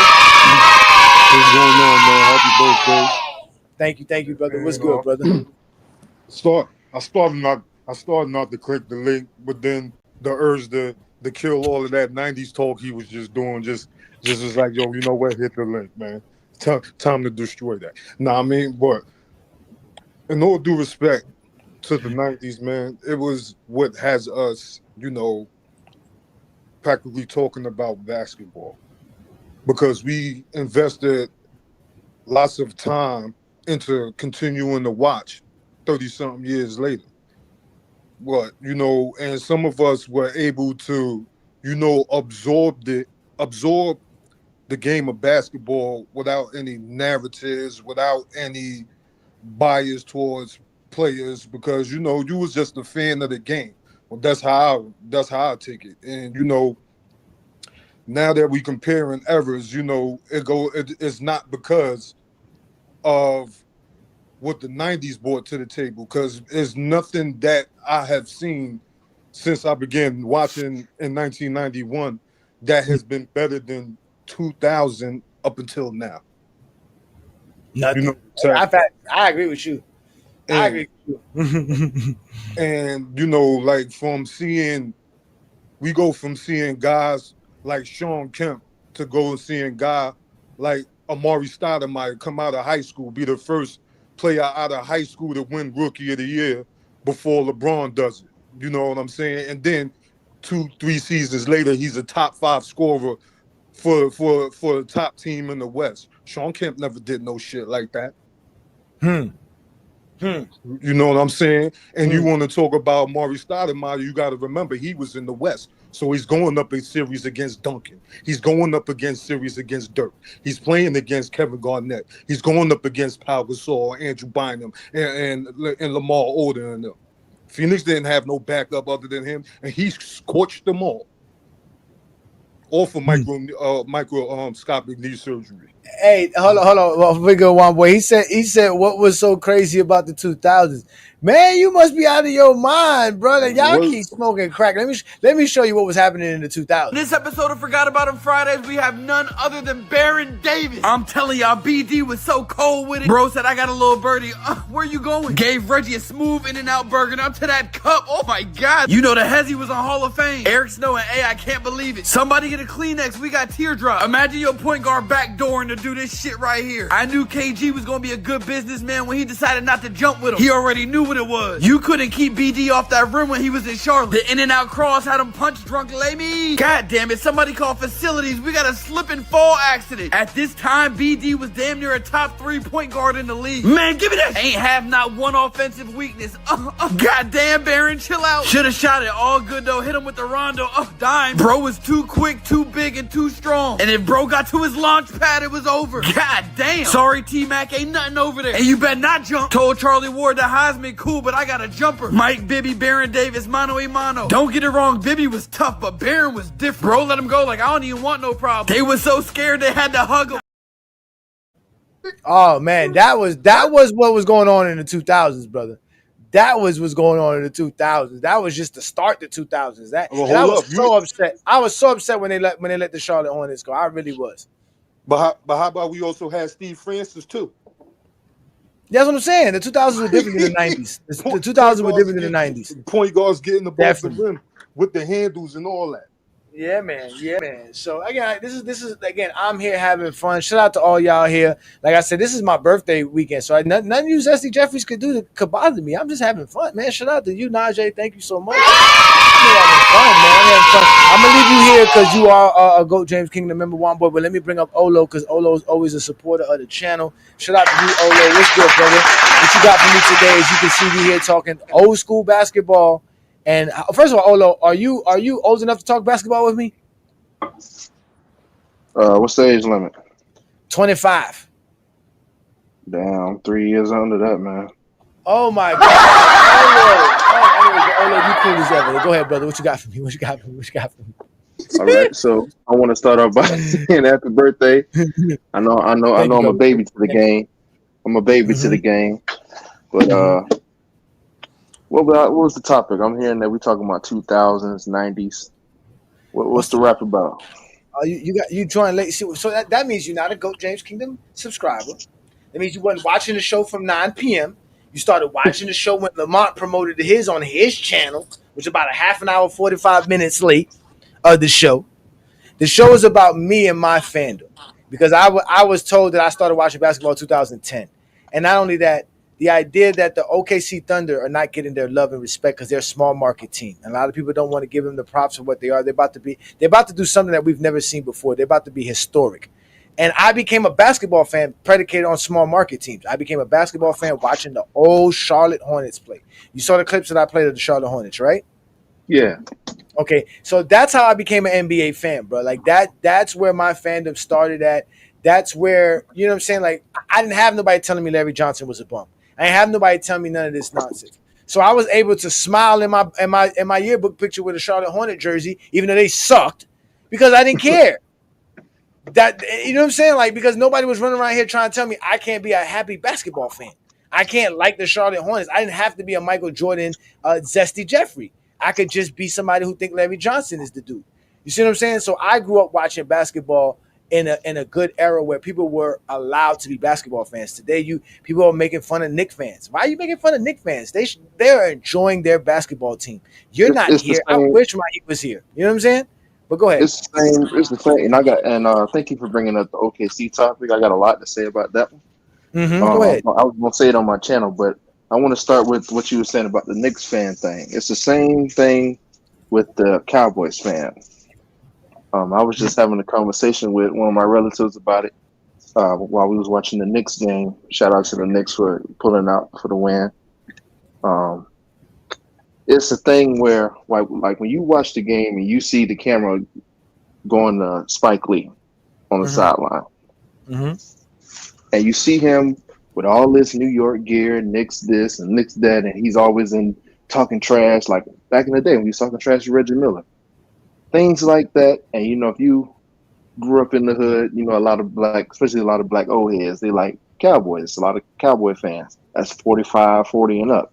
And obviously they became fans from those Emmitt Smith days, the Michael Irvin days. Facts. So you can't tell them nothing. They ain't won shit in over 30 years. You can't tell them nothing. They still gonna talk about the Cowboys like they just won 10 straight chips. You know what I'm saying? So that's what you're gonna get from them, and that's the same energy that we getting from the Knicks fans today. You see it all over the internet. Trae Young can suck my, you know what? And they all the energy that they have, and I mean you can't knock them for it because you got a lot of people now that's jumped from team to team. And the fact that we got 20-year-olds, 21-year-olds that's like, man, they diehard Knicks fans and they ain't won nothing. They ain't even been to the finals in about what, 25 years, 99? Yeah. But they love their Knicks. But they love them. And you can't tell them no otherwise, and you shouldn't because they're enjoying it. Like they said, I seen a video where Buddy was saying, bro, he was naming all like the horrible times of the Knicks throughout the last 20 years. He was like, if you didn't go, I was acting the way we act. Let us be the way we are, and I like it. I'm not a Knicks fan. I hate the Knicks, but if that's what it takes to be a fan, I'm all for it, bro. I really appreciate that. I don't care. You know, you got to be a fan of the game, bro. You got to be a fan. You got to appreciate it. Here we go. Peter, why are you out here lying? I run 8 games of full court, hit the club, but you ain't even talk about showering. Wake up at 8 o'clock the next day and do it again. Now, I remember we used to play basketball all the time when I was younger. But that was crazy. VM says here, because of no social media and internet, Johnny, if you place those mediums in the 90s, it would have been bad as well with toxic online. No, I agree with you. That's the thing. Back then, like I said, if you didn't have cable television, you couldn't see the games. And if not, you was watching them on the weekends. And then if you were trying to find out about the games, you had to go to ESPN. And ESPN did not show you nothing bad. They didn't talk bad about players. They gave you highlights. They showed you all the great plays, whether you won or lost the game. We just showed you them showing Michael Jordan lose and him being the post-interviewer guy. Can you imagine that? Can you imagine that? Can you imagine them going to Anthony Edwards after losing a series instead of going to SGA, who's the winner of the game? They would kill him. Thank you. That shows you how the idea of how they perceive players was just different back then. So I was able to do that. I was able to see Larry Johnson, see the Scrub Hornets, and still think I was a part of something special, even though they weren't winning shit. They weren't winning shit. And that's how it always goes. But let me put you in the background for a little bit. Although I got another GJK member in the building. Let me bring him up, and then we can have a conversation. I'll bring all y'all up shortly. We'll have fun. I'm not going nowhere. Again, this is the Friday Night Exposure with the Exposer. I'm here doing the best thing. If you're a GJK member, come join me. We'll have fun. I'm celebrating my 44th birthday and celebrating the fact that I no longer have to talk to Zesty Jeffries under 25. But I do have an elder statesman, someone who is older than me that could also remember the same things that I was just talking about. I just gave you guys a rundown of my fondest memories as a basketball fan, and I got my boy Anthony Davis in the building. What's good, Anthony? Thank you for joining me. What you got for me? Hey, brother. How you doing? Happy birthday. Thank you, man. I appreciate it, brother. What's good? Oh, good, man. I enjoyed the show. I enjoyed how you gave the rundown of your fandom. I mean, that's what it's all about, right? You know, being a kid, loving your team, and you came up in a time where there was no criticism, loving your team, right? And that's all changed. Man, I'm born in 1971. I'm in New York City. So I grew up idolizing Bernard King back in 1983, 84. I'm 12, 13 years old, wearing number 30 Knicks jerseys. Bernard King was that dude. He was from Brooklyn. He was from New York. And for a lot of New Yorkers, being from New York is a big deal, right? It's like Willie Randolph played for the Yankees. He was from Brooklyn. He was from New York. It was like a big deal when somebody from your hood can represent your professional sports team. So a guy like Bernard King was the guy that I was into. And I think in the 84 playoffs against Detroit, dude had 3, 4 40-point games, like some crazy thing. And then he played against, I think, Boston, I think in the semifinals. And I think Boston said, "Oh, you're not going to get any more 40-point games." And I think Bernard in that series had 2 more 40-point games. He was just outrageous.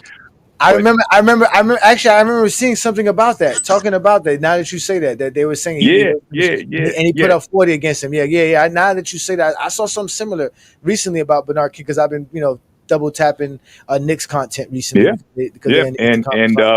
Back in those Bernard King days, when Michael Jordan came into the league, one of the biggest attractions was Michael Jordan versus Bernard King, because Bernard was such an amazing one-on-one player, amazing scorer. And to see that matchup, right? I think early in Michael Jordan's rookie year, people wanted to see that, right? So, Bernard King was the guy that really brought me in to the game, of course. And, so when I'm 15, 16, 86, 87, I started now going to the game.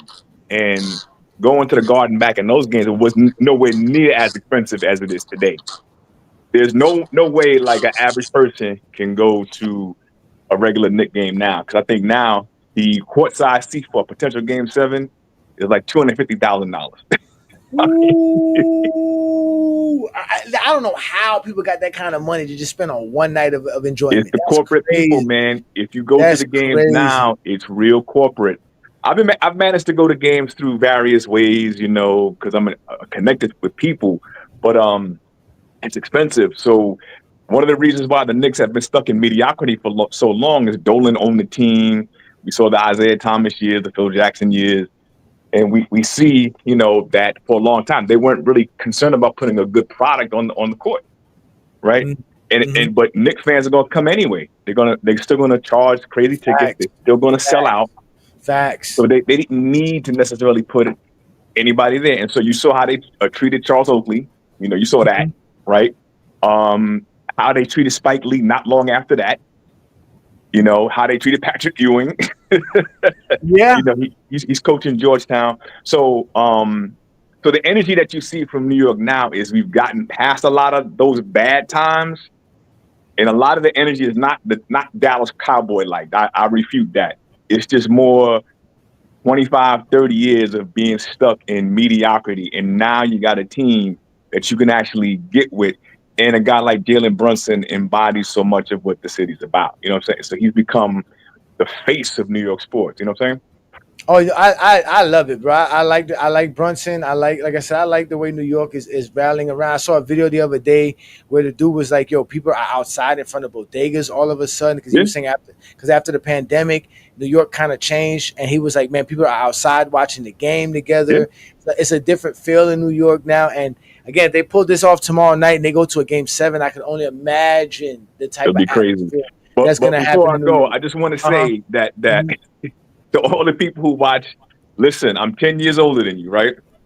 Yes. The accuracy by which you cover the game is crazy. And I'm only here really to just attest to your witness that you comprehensively cover the game with accuracy. I never feel like you do your homework, you do your research.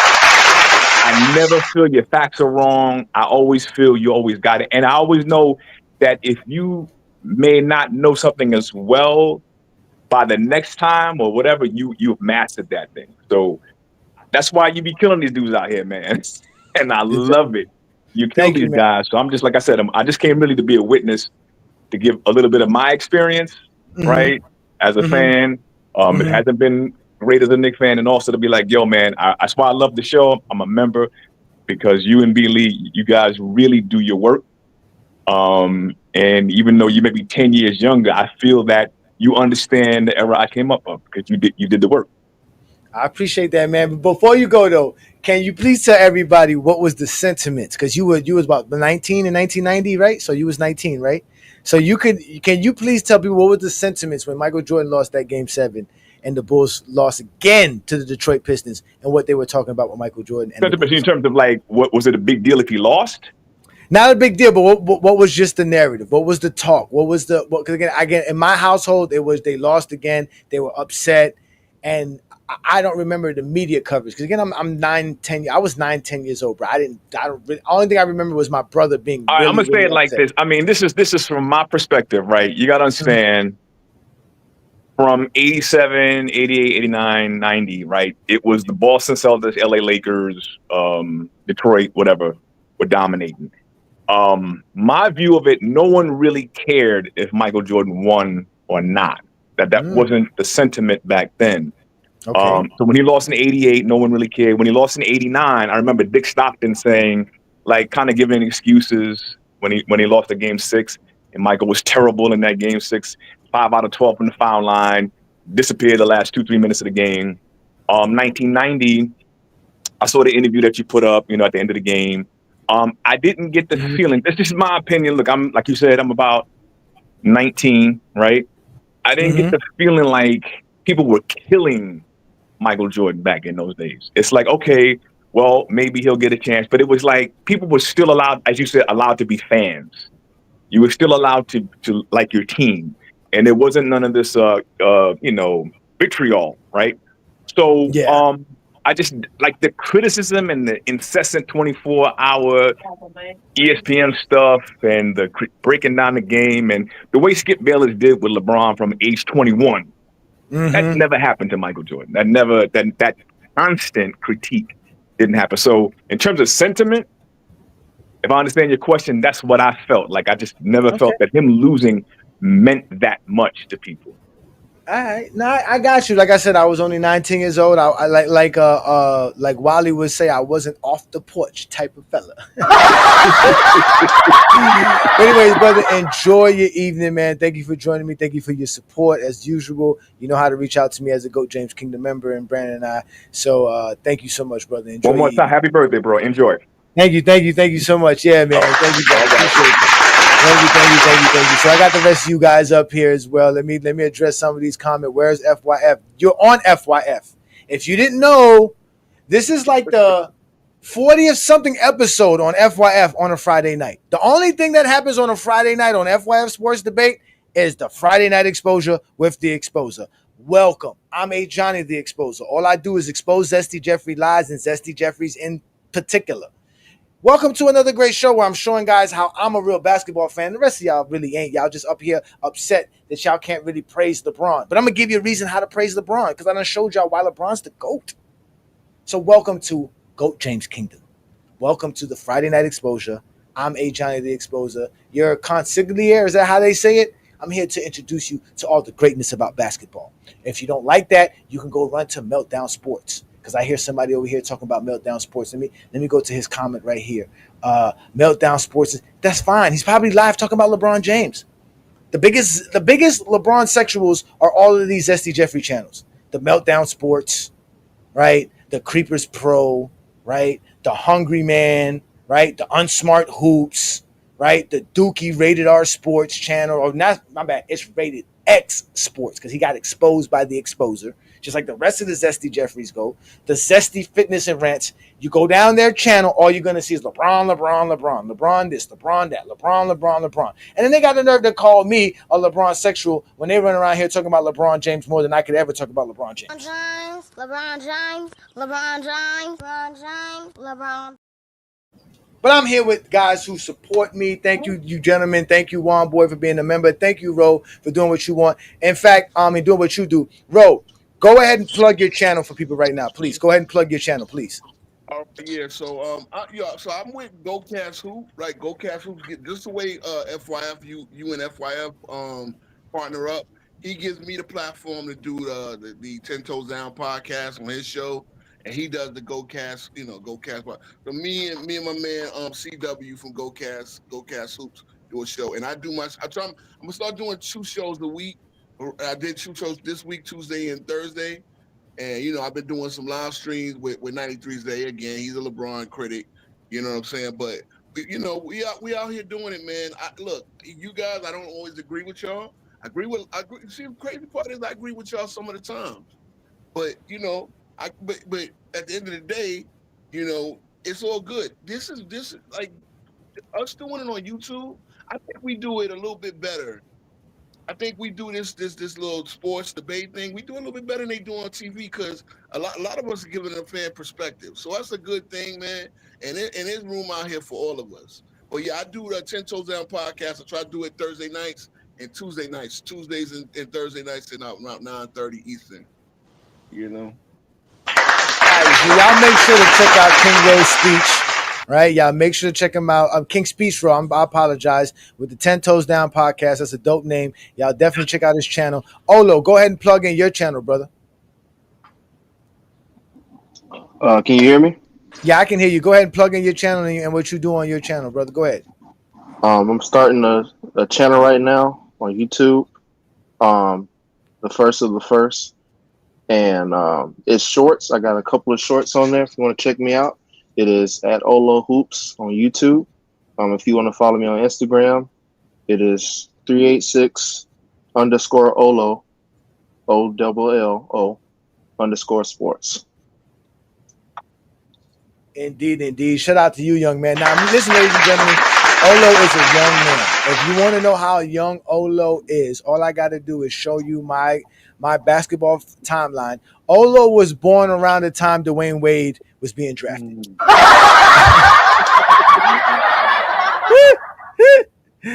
So that, huh? I got old soul though. I got old soul. I've been around old people all my life. That's true. You are a wise young man. You sit here and listen to us as older gentlemen. I see you listen to FYF, and I see you show up. You stay quiet. You patient. You wait till your turns to speak, and you absorb all the information. Unlike these zesty Jeffries who just comment, and they think that they comments mean something. They really think that by commenting they doing something. So we got some dude named Randy Clips in here. So let the shit go. You got cooked. If not, you would have kept replying in the comments. Why do you guys think that having an actual conversation in the comments is a debate? It's not a debate. Hit the link. I put the link up for you. Hit the link. You Zesty Jeffries are safe in the comments, so you could pretend that we didn't have a conversation. Nobody's reading your comments. We got well over 300 people watching today's show right now, and you don't want to show up with over 300 people doing stuff. He said, "You're not talking about me." Well, who are you talking to? Oh, Random Cliff's talking to me because he come on my show. Now, I gave him the link to my show, too, and he didn't want to come up either. Like, so, again, he wants to debate you in the comments. And yeah. That's how he do. That's how he do it. So he's a Jordan critic, and I don't understand what his argument is. But, you know, it is what it is. He probably coming at me. They safe in the comments. Like I always say, these dudes be safe in the comments, man. You see like, me, come on, man. 1v10. Yeah, like I don't got time to be reading y'all comments, man, and be remembering everything you last Zesty Jeffrey say. Like, come on, bro. Like nobody got time for y'all. If you really want to have a conversation, come on live, because y'all know y'all gonna say something real stupid. And then you're going to end up getting clipped. And once you get clipped, it's a wrap. It's on GOAT James Kingdom forever. Just like Zesty Fitness and Rants now telling everybody, yeah, oh, we saw those guys like over a year ago, and I cooked those guys. Yeah, right. We got footage of it. We got footage of all of it. And all you doing is lying. You guys don't got no footage of me getting cooked. I'm waiting for somebody to go pull up the Dookie Live. You know why you can't go get the Dookie Live of me getting cooked on Dookie Live? Because he didn't even show you the whole live. He didn't show you the beginning of the live when I was cooking him, and he didn't show you the end of the live when I was still going off on him. In fact, I don't even think the crash out is on his YouTube. When I basically told his homeboy come get his money in blood since he think I owe him money, because supposedly I owe them Zesty Jeffries money, but they ain't never gonna get the money. They never gonna come get the money. We saw Zesty Jeffries was out here. I mean, we saw Dookie was on the comments earlier. We're not scared of none of you, Zesty Jeffries. I'm a real basketball fan. I gave y'all tidbits. If you missed it, that's your problem. I showed y'all something that y'all can go run with. Y'all can go make fun of a 12, 13-year-old. Shout out to Mitsu. Happy birthday. Thank you. Thank you again. I am celebrating my 44th birthday this year. I wanted to have Chilltown on today's show. Shout out to Mike the Champ, man. What's the topic right now? Right now, the topic is whatever y'all want it to be, because I already explained to y'all my fandom, where I come from, my background. I showed you guys how I became an NBA fan. I would love to hear y'all stories. Why don't y'all come up here and tell me what was it? What was the moment that said, hey, I'm an NBA fan? This is it. I'm going to watch this. I like it. That's right. Come get it in blood. I ain't seen the nigga since. And the crazy part, like I always told y'all, is like I told you. Remember I told y'all I grew up in a neighborhood where we made fun of each other all the time. Could you imagine me going to school looking like this every day? Could you imagine the type of how much I was probably bullied in my lifetime because I was walking around looking like this? And I ain't even like getting haircuts. Y'all can see I ain't even got a lineup. I ain't got nothing working for me. I don't know how I came up in life looking like this. I don't know what was going on in life for me. But shout out to my mother. Shout out to my mother. You can see I do have braces on, so I was getting my teeth fixed. But I was known as Bucky. They used to call me Bucky from Captain Bucky O'Hare. That's what I was. And I used to walk around school with one of those jackets. Now, in South Florida, you only need one jacket. You don't need more than one jacket in South Florida because we only get winter for 3 weeks out the year. So that was good enough. And I had like 3 homeboys. We all had this same jacket.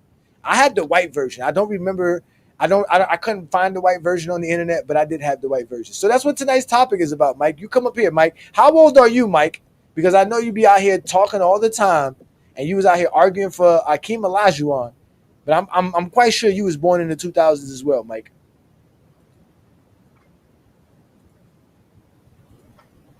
So let's start with you, Juan Boy. What is your fondest memory of a basketball fan, Juan Boy? Like, what is your earliest memory for you? What was the earliest thing that made you say, "Yo, damn, this is crazy. This is anything revolving the NBA"? Now, being that I started playing basketball when I was around 8 years old. So about 9, 10 years old, growing up in Brooklyn, that was more of a, like a guard-oriented style of play. Because in New York City, what was everybody basically known for? Ball handling skills. So when we coming up in the early 90s, it's left side, left hand. If you on the left side of the court, you dribbling left-handed. If you go into the layup line, you lay up with your left hand. So as you growing and seeing other guys with the same skills that you were raised on have athleticism and better shooting mechanics to go with that, that's when you see the guys like the Kobe's, the Ray Allens, you know what I'm saying? The more skilled bigs, the Kevin Garnett, Lamar Odom, you know what I'm saying? Like, I grew up down the block from Eric Barkley, who went to school, the Christ the King High School with Speedy Claxton and Lamar Odom, and Shamika Holsclaw and Tina Charles and Sue Bird, and that's how deep the New York circuit of basketball go. And I ain't even getting deeper into that, but growing up, seeing that in the late 90s and early 2000s, that's why, you know what I'm saying, I'm so proud on pumping with the 2000s up till now put out, because we see how the game elevated so fast within a couple years. Because remember, Chris Webber and all of them, you know what I mean, Penny Hardaway, Grant Hill, Jason Kidd, the guys that can handle the ball, a little bit more athleticism, more strength, more skill. That's when the NBA, started to take a turn for the better. That's how I feel, and then it trickled on into the 2000s, and there's nothing wrong with that. You know what I'm saying? But that's what I hold dear, because that's when I say, like, oh damn, this motherfucker Dirk giving Garnett this work. You know what I'm saying? It's not like I'm watching Patrick Ewing cook somebody like Dale Davis or Ronnie Cycli or see Vlad. I don't know, nobody want to talk about Vlade Divac and Victor Alexander. Those are starting centers for the Lakers and the Warriors. We don't remember that. We didn't see that. So you know what I'm saying? I don't think that it's worth the talk about it to the extent because you mentioning all these players, y'all talk about these players more than the guys who were the actual stars in the 90s. The stars in the 90s should be the only ones you guys should be really talking about. Because we got role players in this era from the 2000s on that was better than the guys that y'all keep talking about from the 90s. See, that's why I disagree with you, Juan boy. And again, you from like the same streets I'm from, and you're a little bit younger. First of all, you skip over the role players. Mutombo, you realize Jordan couldn't dunk on Mutombo for like 8 years. So almost last year before he retired from the Bulls, Mutombo was that much of a patroller that even Jordan couldn't dunk on him. You understand what I'm saying? That was a big deal when he finally did it. Like, you talk about role players. Okay, you skip past Alonzo Mourning. You went in Mourning had battles. You went in you went in Mourning with the Heat, had battles for 4 straight years. Like, so to sit there and say Ewing was cooking, and Ronnie Cycling was no bum. See, again. Hold on. Ronnie Cycling was a goddamn bum. Don't start that, Ro. Don't start that, Ro. Come on, you a Heat fan. See, but now I know you didn't pick up the Heat to 2. No, yeah, exactly. I told people that I didn't pick up the Heat till the Charlotte Hornets left. I was a big time Hornet fan as a kid. As a grown man, I can make a decision. Right, I was 21 at the time I made the decision. I was able to drink. Okay. Right, so I was able to make that decision. Right? Huh? Yeah, but there was no Hornets team. But there was no Hornets team at the time. Remember that the Charlotte Hornets didn't exist. So that was that was kind of like my freeway to go to another team. If the team don't exist anymore, how can I be a fan of it? I got you. Right? But I'm saying the years they were in Charlotte, it was kind of nice. And you was playing B. No, I was. That's why I was showing you Baron Davis, because I was a big time Baron Davis fan. Yeah, I used to love Glenn Rice. I used to love Eddie Jones. And I didn't become a Heat fan until I went to a Heat game in 2002. That was the first time that I experienced an NBA game in person. So I was like, wow, like this is dope. Like, you know what I'm saying? Like, this is different from watching it in the actual television. Like, I actually was watching them play. I remember it was like Rafer Alston on the team. They had Brian Grant. And you know what my most memorable part of that game, going to that game, was? I saw Serena Williams in person. Yo, Serena Williams is bad. She was a bad woman, son. I'm talking about bad. This woman was bad. And I believe I sat next to Pat Riley's daughter. If I'm correct, Pat Riley's daughter played for the WNBA. And I believe I sat next to her in that game. Because I remember seeing two tall chicks, and one of them was a white girl, and she was telling me her dad was Pat Riley. I think that's what she was saying at the time. I don't remember. I was drunk. I was having a good time. Again, the arena was half empty because the Heat sucked at that time. And I was like, oh, nobody can tell me anything because I'm a Heat fan now, because at the end of the day, they suck. The Charlotte Hornets don't exist. And I can go to Heat games. Back then, I could go to a Heat game for like $15. He said, hey, Johnny was ready to risk it all. Run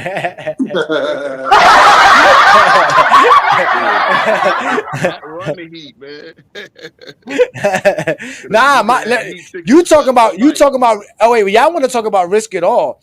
My homeboy, the one that I was with, he was ready to risk it all just to get next to Serena Williams. He kept screaming her name the whole game. He was trying to get her attention. She was courtside, and we were behind the basket. And he was trying to get her attention the whole game. He was screaming her name the whole game. I was like, yo, bro, you're going to get us arrested. You need to leave her alone. He was like, nah, bro. When's the next time we ever going to see Serena Williams? And I was like, you know what? You're right. Go ahead, bro. Go ahead. Do your thing. Go ahead. Do your thing. But like I said, those are my fond memories as a basketball fan. You know what I'm saying? I remember going to see Jordan. I was there when the Heat retired Jordan's jersey in Miami. I was at that game. That's nice. That's real nice. I mean, like I said, it was good. It was, again, the league had actually, y'all forget in the 70s, the league was almost going to fold. Shit was on tape delay. So we needed every little advancement to get where we are now. So it's like, I don't hate on none of it. You know what I'm saying? Like, one of these guys said was born during when Wade was drafted, right? But the thing about it is there's Google now, right? So you could go research just if you interested about it. Of course, what you watch now, you know what I'm saying? Like I always say, from just like you, what we see now, we seen then and we see now, so we can compare a little bit. It's not a bad thing, and I'm not. Again, there's a lot about today's game I love. There's some things I don't. I want to see these guys learn to box out. But by the same So, token, yeah, but they hold could on, have shot more but threes bro, back let me then. ask you. Hold on, all right, let me ask you this. So since you say you older than Juan Boy, are you in your 30s or your 40s? I just turned 42 last month. All right, man. Shout out to you, brother. Peace and blessings to all you brothers surviving out here. You know the world's against us, and we out here I'm a before surviving. crack, baby. He said before crack, baby. All right, so you older than us, bro. So when did you start liking the Knicks? When did the Knicks become? What Knicks team did you become a fan to make you start liking basketball? I became a Knicks fan the moment I was watching Knicks versus Celtics. This is 1990. Bird was slowing down. Oh, wait, 1990. Hold on, wait. So how old are you, bro? I'm 46. All right, so you're 2 years older than me. All right, so in 1990 you was about 11. No, you can't be 11. Yeah, I born in 79. Okay, so you're right. Because I'm wrong, right? Because I was 9 in 1990. Okay, I'm wrong. Okay, so you became a fan watching the late 90s Knicks. The late 80s. The late 80s. I mean, I'm sorry, yeah, the late 80s Knicks. That's when Patrick, because you know that 89 Patrick was a beast. That's when y'all drafted Strickland and y'all drafted Mark Jackson. And we had back to back. We wound up trading both of them by 92. Yeah, okay, so go ahead, brother. Through some Knicks history. We messed up all along the way. All right, so go ahead. Tell me about that 1990. You're 11 years old. The 1990 and I remember Knicks. the announcer on CBS saying Patrick Ewing was a once in every 20-year player. Like he was. He's a at player that time. that come around once every 20 years. And I was like, okay. So the Knicks got that guy. That's New York. And they battling with Larry Bird in them, right? And again, the Knicks went down 2-0. And then, again, this is Patrick Ewing. Mind you, we weren't even playing Ross Strickland like that. We should have been, but we weren't. And, it was Mark Jackson, Oakley, Gerald Wilkins, and like between Newman and Kenny Walker. You know what I'm saying? And we going up against the Celtics. Yeah, I remember that. Kale DJ. 4 Hall of Famers right there. Yeah, because Bird was hurt that year. Yeah. He was not, but he was still giving you 20 and 20, 10 and 5. I don't care what you say, Bird. They keep saying Bird was hurt. But okay, he's still battling Parrish and McHale. And Ewing came back, had a big, almost a triple-double. He hit that corner 3. And the Knicks, then we lost to the Bulls the next round. Okay. No, not the Bulls. We lost to the Pistons. You didn't play the Bulls in 90. You didn't play the Bulls in 90. We lost to the Pistons. I'm sorry. We lost to the Bulls in 89. Then we lost to the Bulls in 91 in the first round. You know what I'm saying? So I remember all of that. We had hired Stu Jackson. Rick Pitino went back to college for whatever. I remember what happened. All that. I wasn't old enough to. Yeah, he was the coach for the Knicks. I remember that too. Now I remember him being the coach. I mean, I don't remember that personally, but I do remember that story of him being the coach for the Knicks in the late 80s. Yeah. So it was like you went in them battles. So okay, by 92, the Bulls was already on top. But the Knicks said, oh, no. Y'all not going to run through the league. And we took them to a hot 7-game series. We had Xavier. That's when I became a diehard Knicks fan. Now, my first memory was watching the Lakers on TV about 88, 87. And I remember seeing Jack Nicholson courtside and all that. And the I Love LA chants. And I was like, okay, this basketball shit. Because I was a baseball guy. I only watched baseball before that. 86, 87, 88. Doc and Darryl. The mess with my team. Doc Gooden was, K Fever, bro. Gooden was, you couldn't hit him. And then Darryl Strawberry, he had a weird last name like me. So of course I used to model everything after them two dudes. But then basketball became my sport as I grew taller and everything else. So that's what. After that, I just started loving everything. So I'm an NBA fan first, and then the Knicks became my team, my diehard team. That's the team I'm gonna rock with. But I like players around the league. You know what I'm saying? Yeah, like Frank Burkowski. It wasn't Frank Nowinski. Frank Burkowski. It was Frank Burkowski. It was Frank Burkowski. It was Frank Burkowski that Kingston Rowe was out here trying to tell us was a solid center from the 90s, bro. Let me tell you how I learned the league too. Basketball cards. This is starter, tops, right? You had the starter cards, the tops cards. No. I didn't collect my cards. I would throw all the cards on the floor, and I would just start memorizing stats and facts and stuff like that. So that's how. And then I would see these guys on TV kind of match up the numbers to their game. That's how I kind of learned how these guys play. So again, Frank Burkowski was a role player. We get it. He was starting that 1 year. He was a bruiser. Yeah, he wasn't. But again, he was a guy that's what he was. You saw what they did when he was with the Sonics. That's what they brought him in there for, to start fights.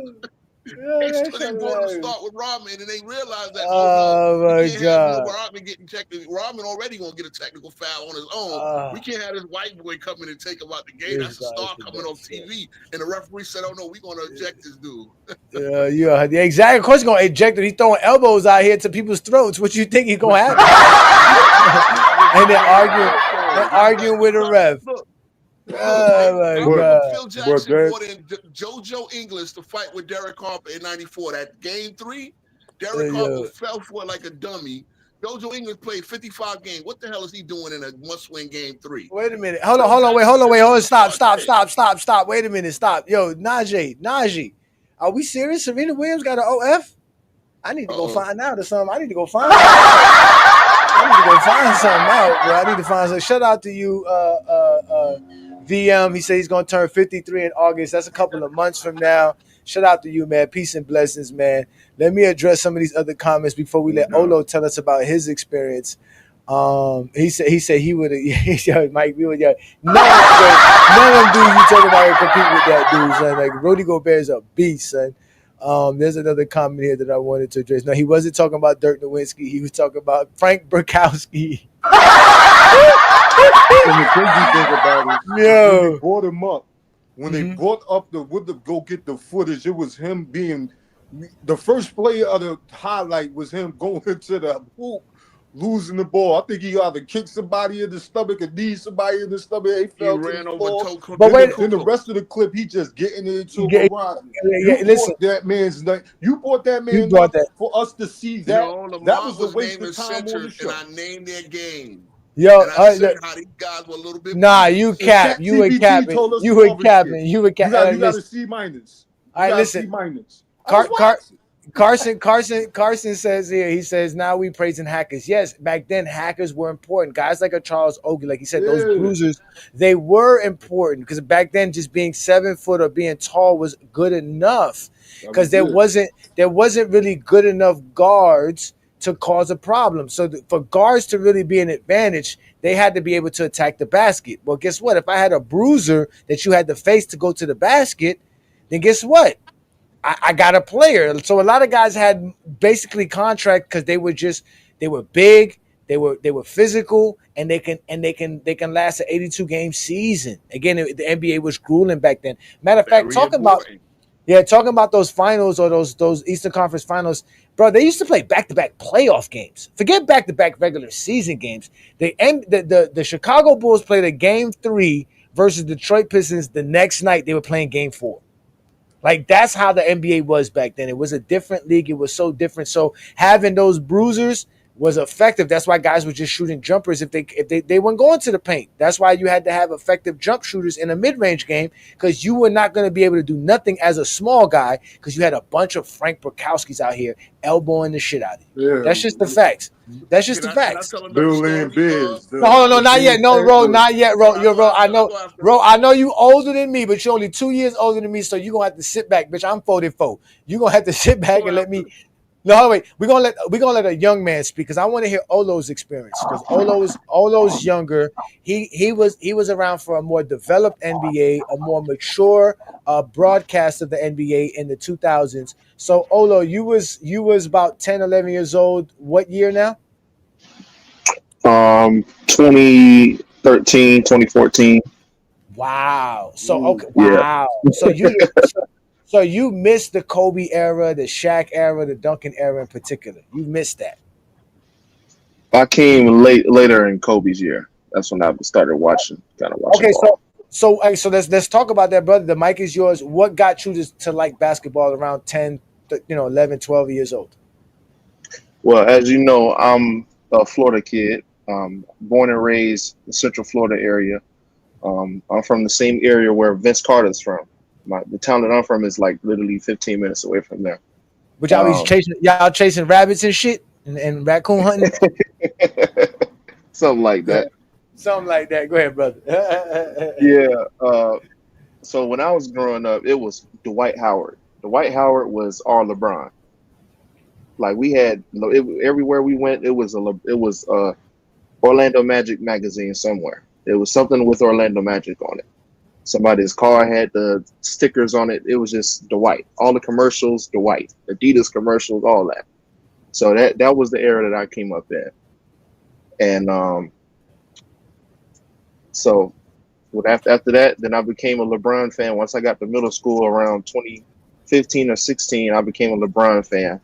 What made me really become a LeBron fan was I think right before the 3-1 comeback. Okay. Because I had a cousin that played football, and he was a big Kyrie Irving fan. Like when Kyrie came into the league, he was a Kyrie fan. He was born in '96, so he was in high school when Kyrie was balling. And as he said, I'm like, Kyrie's really that good? I was watching highlights of him, and then I started watching LeBron more, and then all of a sudden I became a LeBron fan. I did hear about LeBron a lot in school, like in elementary school, when he was in Miami, but I wasn't really like watching Miami games like that. It was Orlando. My auntie, rest her soul, she was a Magic fan, diehard Magic fan. So every night it was Orlando. That's all we were watching on TV was Orlando Magic. It wasn't no Kobe and the Lakers, no Carmelo and the Knicks, none of that. It was just Orlando. At that time, it was Dwight Howard, but they traded Dwight Howard. They traded Dwight Howard in 2007. So by the time you was in high school, like you said, or middle school, who was on Orlando then? That was when we were sorry. I was going to the games then. That was the Tobias Harris, Elfrid Payton. I was a big Elfrid Payton fan. That was the Victor Oladipo. Tobias Harris. Victor Oladipo was on that team. Vucevic. Bismack Biyombo was there for a little while. That's when we was trading for. I think we had traded for Serge Ibaka one of those years. He played for a little stint there. But wow, okay. All right, so you missed the whole 2000s with like everything that happened with the Lakers, the Spurs, the Heat winning a championship, Shaq's dominance. I was even LeBron's dominance in Miami. You really wasn't old enough to see or understand. You might have remembered it and lucky for you, Olo. See, you were able to see a lot more basketball games if you wanted to. I didn't have that access. Us like King Rose, me King Speech Row and Womboy, we didn't have access to games at 10-12 like that, like you did at 10-12. So that's definitely a difference there. So what is your team? Are you an Orlando Magic fan still? I root for the Lakers because LeBron. Wherever LeBron goes, that's who I root for. But that's my boy. Shout out to you, young man. Good job, young man. Yeah, I've been following LeBron since 2015, and I ain't never gonna switch up. Well, it's kind of too late for that. But anyway. He not going nowhere anyways. What are you gonna do when he retires? Well, My favorite positions in basketball and the positions that I wanted to play growing up was point guard or big. So I like bigs. I like bigs more than guards. The big man and point guard, center and point guard are my favorite positions in basketball, period. So a lot of people that know me, they know I'm a big Jokic, Giannis, and Embiid fan. I always praise the bigs. So I'm going to follow the bigs. Sengun, all of those guys, all of the bigs. All of the starting bigs in the league. That's what I'm going to follow. All right. I got you on that, man. Shout out to you, man. I'm glad that you are a basketball fan and you got a chance to see LeBron James and you wasn't too diluted by these Zesty Jeffries. Talking about Zesty Jeffries, shout out to Hollywood Herm in the building. We lost a couple of GJK members, man. I don't see you guys' logo, man. What happened? What we got to do to keep you guys as members? Let us know so that we can keep you guys happy as members to support what we do here. I don't know what collaboration you talking about. We about to collab? You out here just doing stuff without me? Out here negotiating contracts with me? What's going on, Herm? Let me put this link up for all you Zesty Jeffries, man. You guys out here just putting my name and stuff all the time, bro. This don't make no sense. All right, so King Speech Road, you said you had a story for us. What's your New York Knicks story? We were talking about bruises, right? And we talked, of course, the Knicks ain't win a championship in 52 years, right? Look, we had so many near misses. And again, bro, But because there's a lot of young Knicks fans like my man over there, right? Mm-hmm.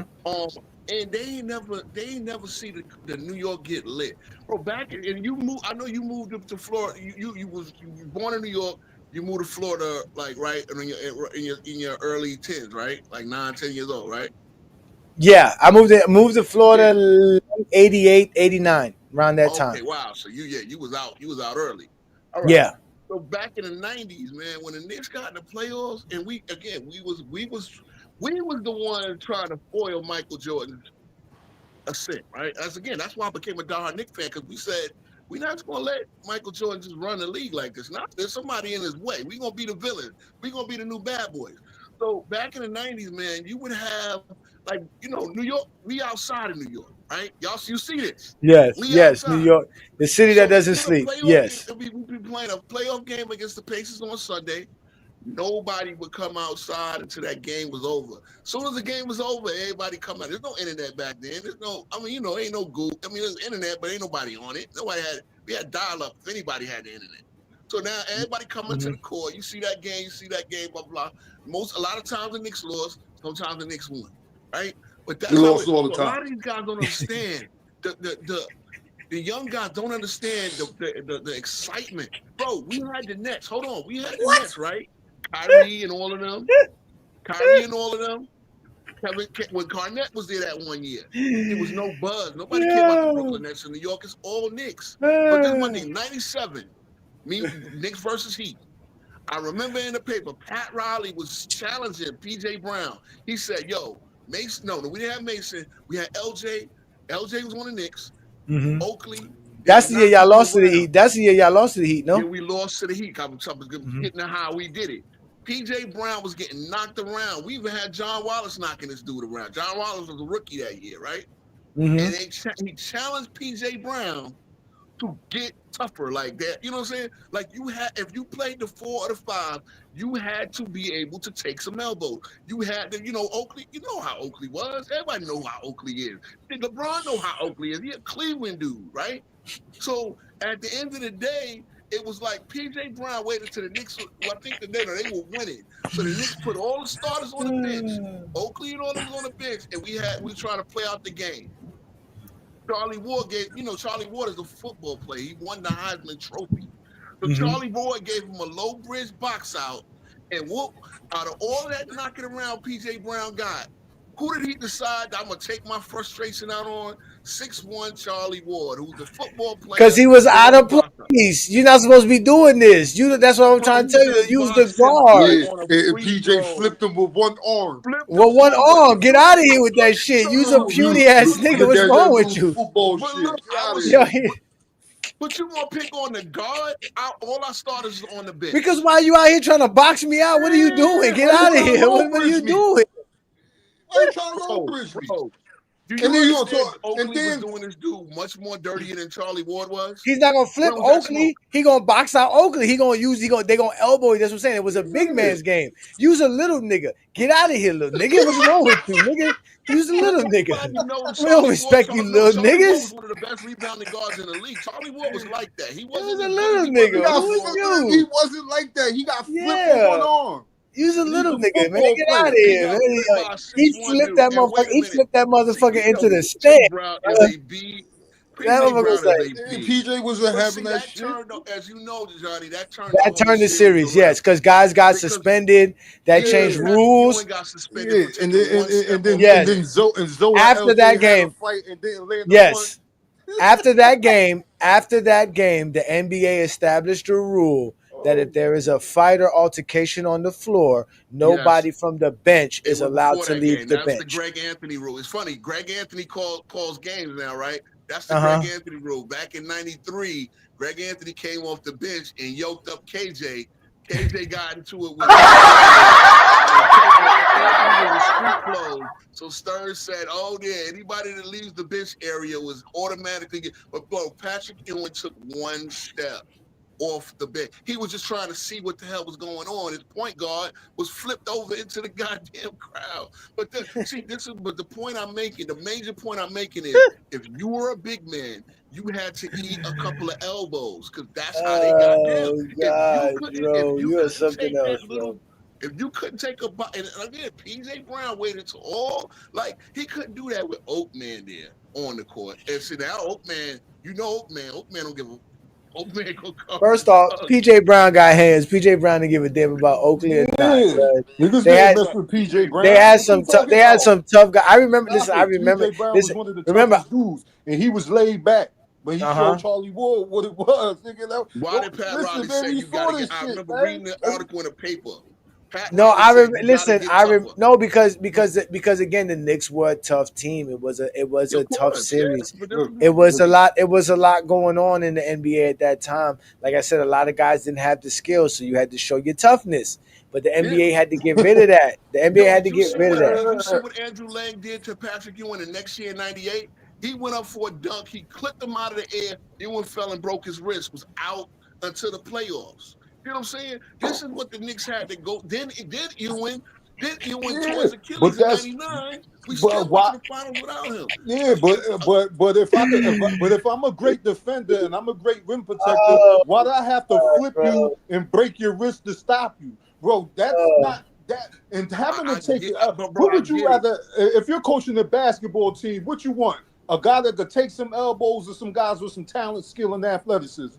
Oh my God! Friday Night Exposure. Hold on, wait. Friday Night Exposure turned to a corner on Flatbush with fucking King Rowe and fucking Wamba. No, let me address this comment right quick, Joe. This is a Dwayne Wade jersey, my friend. This is a jersey that I got recently when I went to the statue unveiling, and they were selling his jerseys. I had a bunch of jerseys, man. I had a 2006 Dwayne Wade championship jersey. I'm so upset that I don't know what happened to that jersey. I lost that one. So that's what this one is. Again, this is a Dwayne Wade Miami jersey. I got it recently.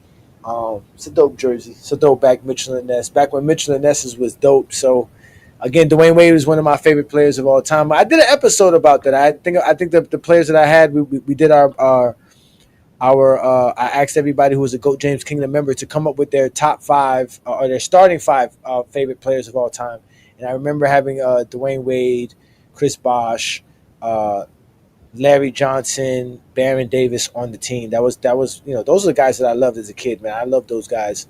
So we had fun making that roster. Let me see here. Let me see what else y'all got talking about here. Right here, he said, "There's Olo. Wasn't you agreeing that Sturdy saying Akeem was top 10? You have top 10. You have Akeem in the top 10, Olo, without championships. Without championships, no. I was the one giving. What was his name? I think it was Young Africa. I was the one giving him pushback for that. Without championships, he's top 10. No, me and Lamont was the one clicking him for that. Yeah, that's crazy. Because me and Lamont kept asking him. He's like, okay, so you're saying that without 94, 95, with those 6 or 7 or 8 career first round exits, he would still be top 10 all time? He said, yeah. Well, it took him like 2 hours to answer the question, but I think he said yes. I mean, Akeem is the greatest Nigerian athlete of all time. I mean, African going definitely speak up for Akeem, bro. That's Akeem, Elijah one. No, I mean, I got him top 15. I ain't gonna lie. No, but the most popular and the most influential African basketball player is Mutombo. No. It was Mutombo. It was 830. But he's from the Congo. He's from the Congo. Back then they called it Zaire. Now he's from the Congo, but Nigeria, that's Akeem. You know what I'm saying? But yeah, you're right. After the whole, it's different countries and all that. But yeah. No, I mean, like I said, I think Akeem Olajuwon is one of the greatest players to ever play. Like I said, I got him 11th on my list all time. Like I said, I flip-flop with him and Shaq. I never really call him 12, so more than likely he's always 11.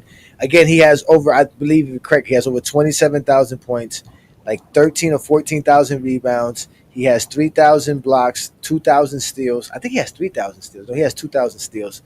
He's one of the best players to ever play the game of basketball, bro. I mean, he has all NBA selections, all defensive selections, Defensive Player of the Year, MVPs, NBA championships, an illustrious career, played a mad years in the NBA. He's definitely one of the greatest players to ever play the game, without a doubt. So yeah, I got him. Like I said, I got him in my top 15, and some people have him in the top 10. I don't see how some people be trying to put him top 5. I don't see how you can have him high in your top 10. But you got him 8, 9, 7, 8, 9. That's not a problem. If you have him above Kobe, that's a problem. But yeah, Johnny, I want to correct myself. It was Ace 30 that was up there. Yeah, Ace 30 was the one that was saying that it would be on the championships because he was trying to make a case, and Lamont kept telling him, no, it's all about the championships. Because if you don't count the championships, then nobody's talking about Hakeem Olajuwon top 10. And he was trying to say, well, even if you take the championships away, he's still top 10 off of his, I guess, his skill set. I don't know. And he used to travel a lot. Hence why they compare him to Giannis a lot. Wait a minute now, Johnny. Who did LeBron go to when he needed to learn how to get his footwork in the post? Here it is, Johnny. He went to Hakeem, and like Gilbert Arenas said, you was a waste of $50,000. You know why? Because LeBron ain't learned shit. No, I'm not. You know what? Let me take that. I said that's what Gilbert Arenas said. And like I said, that's what Gilbert Arenas said. LeBron spent the $50,000. Who knows what LeBron learned, right? But the stuff that he was showing LeBron was a damn travel. Nah, how's it a travel? And they don't even call travel no more. Because he was lifting his pivot foot before he put the ball down. Trying to teach him that move that he was trying to do, which is fine. Again, if they don't call it, they don't call it. It looks nice. I used to try that same move. I used to try that same move on the basketball court. If you ain't call it, I would just rip right under you, dribble once, and go right over you with the hook shot. Especially if I was on the left block. You better not let me do that. Don't let me turn my left shoulder on you. I mean my right shoulder. Indirectly, this is why Rodman wound up on the Bulls, because Hakeem Olajuwon cooked Robinson so bad. Then Rodman, after that series, said, "Yo, Dennis, you soft. Dennis, you soft." Robinson. David Robinson, you soft, and they couldn't have that. So they chose between. Obviously, you're gonna choose Robinson over Rodman, and Papa say, "We got to get up out of here." Like, I know we love what you do, Rodman, but you can't be coming at the star like that. So that's why they became available, and the Bulls gave them Will Perdue. He said, "I'll take Will Perdue for Dennis Rodman." And Rodman wound up on the Bulls for the next three-peat. You know what I'm saying? Because they needed a power forward, obviously. But yeah, Olajuwon cooked Robinson. And Robinson this is MVP Robinson. Remember, Robinson won the scoring title, 29 points a game in 95. Yeah, hold up. Look at his comment, though. Marcus, shout out to Marcus. Y'all know Marcus said I had a retro 70s Cavaliers jersey. Had to let it go before 2010s because too many got too drunk with Black and Miles, burnt holes into his. World Be Free jersey, man. World Be Free. Shout out to Brown Fighters. I had a LeBron James Cavalier jersey, but it was like a 3X. That's when you used to wear big clothes back in the days. I had got rid of it, but I remember I had a Shaq jersey. And I remember I had an Alonzo Mourning jersey, and I had one of those Alonzo Mourning jersey that was one of those colorways. It was a bright gold or yellowish jersey. So I had one of those. I lost that one. I had one of the old Shaq jerseys, like I said, from the Heat. Yeah, man, I had a lot of jerseys back in days, but it is what it is now. Now I got Jimmy Butler. Now I didn't have Timmy. I wasn't a Heat fan then. I wasn't a Heat fan. Okay. So I never had no Charlotte Hornet jerseys. Like I said, I only had, like I said, I give you guys the tidbit. If you Jesse Jeffries didn't get it earlier, you can get it now. I had this Charlotte shirt though. I had this Charlotte Hornet shirt, and you can tell that shirt big as hell. I could have worn that shirt for another 3-4 years. I could have worn that shirt till I was like 16. Huh? Put you on the big screen. Let me see here what you got here. Oh, you got the number 6. Damn. What was that, Eddie Jones? No, that's not. That's LeBron. That's niggas from Eddie Jones. Hell no, that ain't Eddie Jones. Eddie Jones was crazy. 25. Yo, I should kick you off the damn show for that, bro. I really should. I should kick you off the damn show for confusing a LeBron James jersey with Eddie Jones. No Eddie Jones jersey, man. No. Oh my God! You can't get a LeBron James Heat jersey. You can't put James on a number 6 on a Miami Heat jersey. So Eddie unless Jones you got is a crazy. unless you got an older one, you're not gonna get one. Unless the Heat create a new one, unless they do one next year for him, you can't do it. So I'm not gonna be able to have a LeBron James Heat jersey. Maybe I might be able to put GOAT James. Maybe they'll let me put GOAT James on number 6. I should try that. I mean, they did make a King James jersey that he wore in 2014. Yeah, man. What you mean? I've been wore a Michael Jordan jersey. Y'all never see me with my Michael Jordan Washington Wizards jersey? Y'all never see me wear. I got an episode where I'm wearing a Washington Bullets throwback Michael Jordan jersey. I got it. Matter of fact, you know what? Let's do something. Let's have some fun right quick. I want to have some fun. Y'all want to have some fun with me? Let's have some fun. Let me show y'all wearing a Michael. Let me show y'all being a Michael Jordan fan. I know about me a Michael Jordan fan because I was born in the 1900s. You motherfuckers was born in the 2000s talking about you Michael Jordan fans. Tired of you, Zesty Jeffries. Get on my goddamn nerves. Well, let me show y'all me representing Michael Jordan to the fullest. I have Michael Jordan jerseys. I still got it too. It's one of my favorite jerseys as well. Let me see. Yo, Jordan was the real one, man. He played for free. He donated his salary. They had to give him a salary. He donated the whole thing, man. Y'all gotta. But you know that was a tax write-off. You know that was a tax write-off. Stop it. Look, no, okay, all right. So when he was president, he got a $2 million salary. He gave $1 million he gave the other $1 million to the late great Wes Unseld for being the most underpaid team GM in the league. So Jordan said, "Let me give you that million. Let me give you $1 million of my own salary. Give it to him. I don't need money to do this job. I'm selling kicks left and right. Come on now, Jordan was the real one.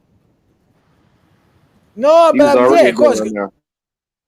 Yeah, selling mad kicks. Yeah, of course, I would agree with you because he was making millions, tens of millions selling sneakers. I agree with you. So he can give up his little 10, 15 million. What were they making? Like $10, $15 million back then? Wasn't even that much. He made 30 before he broke out. But when I say when he took the Wizards president job, you know, he didn't even want a salary, but he said, "I'm gonna give, just give Unseld that raise, and I'm do the job for free. Like I'm just here." Jordan was there to get that ownership. He knew he was getting it on the back end. So Jordan wasn't hurting for no money, and he wanted to make sure that Wes Unseld, because remember, Unseld didn't make all that much money in the 70s, and Unseld was a real one too, man. I love him. Shout out to the late great Wes Unseld, man. He was one of them guys, man. He was a straight pick setter. That's why he won Finals MVP, just setting cats up, man. Just setting cats up. Oh my God, you're crazy. All right, so let me bring up something right quick for y'all. Since y'all were asking me, we're bringing back some old stuff about me being a fan right quick. Let me do some fun. Let's have some fun before we get up out of here. Let me see here. All right, so y'all can see the screen. Y'all can see Go James Kingdom channel. Y'all can see the channel. Y'all see it. Y'all see the channel, right? Y'all see the channel, right? All right, so let's go. Let's go to me. That's me wearing the Washington Bullets. That's a Jordan jersey right there. Hold on, let me see. I'm a Michael Jordan fan. Of course, I think the 90s is the greatest era ever, even though I was born in 1996. I'm a Michael Jordan fan. Of course, I don't recognize Bill Russell's 11 championships. I'm a Michael Jordan fan. Of course, I don't recognize Kareem Abdul-Jabbar's 6 MVPs. Oh, y'all can't. What? You see that jumper? Water. I'm a Michael Jordan fan. Of course, I don't recognize Wilt Chamberlain's career as points per game. I'm a Michael Jordan fan. Of course, I think fouling is defense. Hey, man, ain't no fucking defense, man. It's a foul, bro. I'm a Michael Jordan fan. Of course, 6 championships is the most won by any player in NBA history. I'm a Michael Jordan fan. Of course, I think 6 championships are more than 11. Oh, man. I'm a Michael Jordan fan. Of course, I think the 90s is the greatest era ever. I'm a Michael Jordan fan. Of course, 2 3-peats is better than the 8. I'm a Michael Jordan fan. Of course, I think 6-0 is the best finals record ever. Of course. I'm a Michael Jordan fan. Of course, today's NBA is so. Old mid shit. I'm a Michael Jordan fan. Of course, I'm about today's NBA. face. I'm a Michael Jordan fan. Of course, I stopped watching in the early 2000s. When Olo was born. I'm a Michael Jordan fan. If I do watch today's NBA, it's to watch LeBron James play. Eyes closed. I'm a Michael Jordan fan. Well, really, I'm a Kobe Bryant fan because I never watched Michael Jordan play basketball.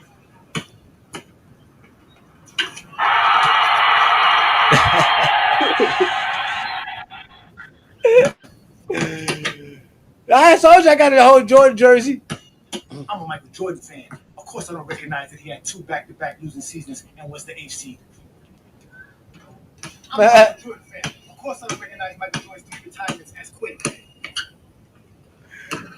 I'm a Michael Jordan fan. Of course, he made Phil Jackson and Scottie Pippen's careers.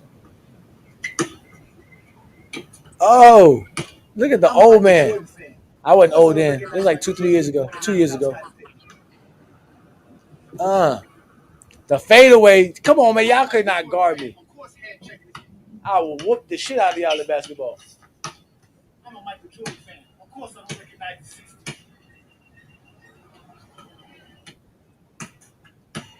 I'm a Michael Jordan fan.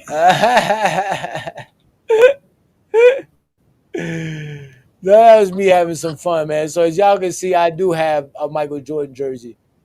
I'm not you Zesty Jeffries. I'm not doing none of that. Oh my God, man. Shout out to y'all, man. He said an air ball. Where did you see an air ball? Where did Ro go? Probably when your eyes was closed. He said my eyes was closed like LeBron. Oh man, yep. That's an old school jersey. Close free throw. Trust me, I tried. It always goes off to the right. You heard the swish. Don't be disrespectful towards the guy. Come on now, man. That's sound effects. Yeah, he said that sound effects. Oh man. This is crazy. And this is why, again, like I said, Zesty Jeffries don't stand me. They can't stand me, man. I'm a real basketball fan. So even if they try to make fun of me for liking LeBron, all they doing is making fun of themselves because I'm a basketball fan. I like the game of basketball. I talk the game of basketball. And the only reason I do what I do here in GOAT James Kingdom is because I can talk it. I would never join GOAT James Kingdom or create some show just to sit here and talk about random things. Like, I'm not going to sit here and just tell you any nonsense just to tell you what – just because to troll. Like, I was told I'd just be trolling because I said the Heat overachieved. The LeBron didn't choke in 2011. That's not me trolling, ladies and gentlemen. Those are facts. I got evidence and stuff to prove the things that I say. I'm not just saying it just to say it. But you guys are the ones who have an agenda and don't need no facts. All you want is other people to agree with you. I don't need nobody to agree with you. That's why I do this every Friday night. Because I'm by myself. I ain't worrying about nobody. I ain't got Brandon to help me. I ain't got Lamont to help me. It's just you and I. And I put the link up and you Zesty Jeffries is scared. Like I always say. And that's just the truth. So, you know. And we, like I said, I'm going to continue to expose the Zesty Jeffrey lies because the game of basketball is beautiful. And we've never seen the game like we've seen the NBA today. This is the best NBA we've ever seen in our lives. You've never seen none of this. Those are just the facts. Yeah, he retires next year. That's it. LeBron retires next year. Is his last year. That's it. He just retires. That's just really big 23. You're not gonna wait for Bryce. Bryce got to play the 1 year. No. He good. Okay. He good. He's not gonna. See that's the lucky thing. See, when you that first child, the parents experiment with you. They do all kind of weird stuff because you the first child.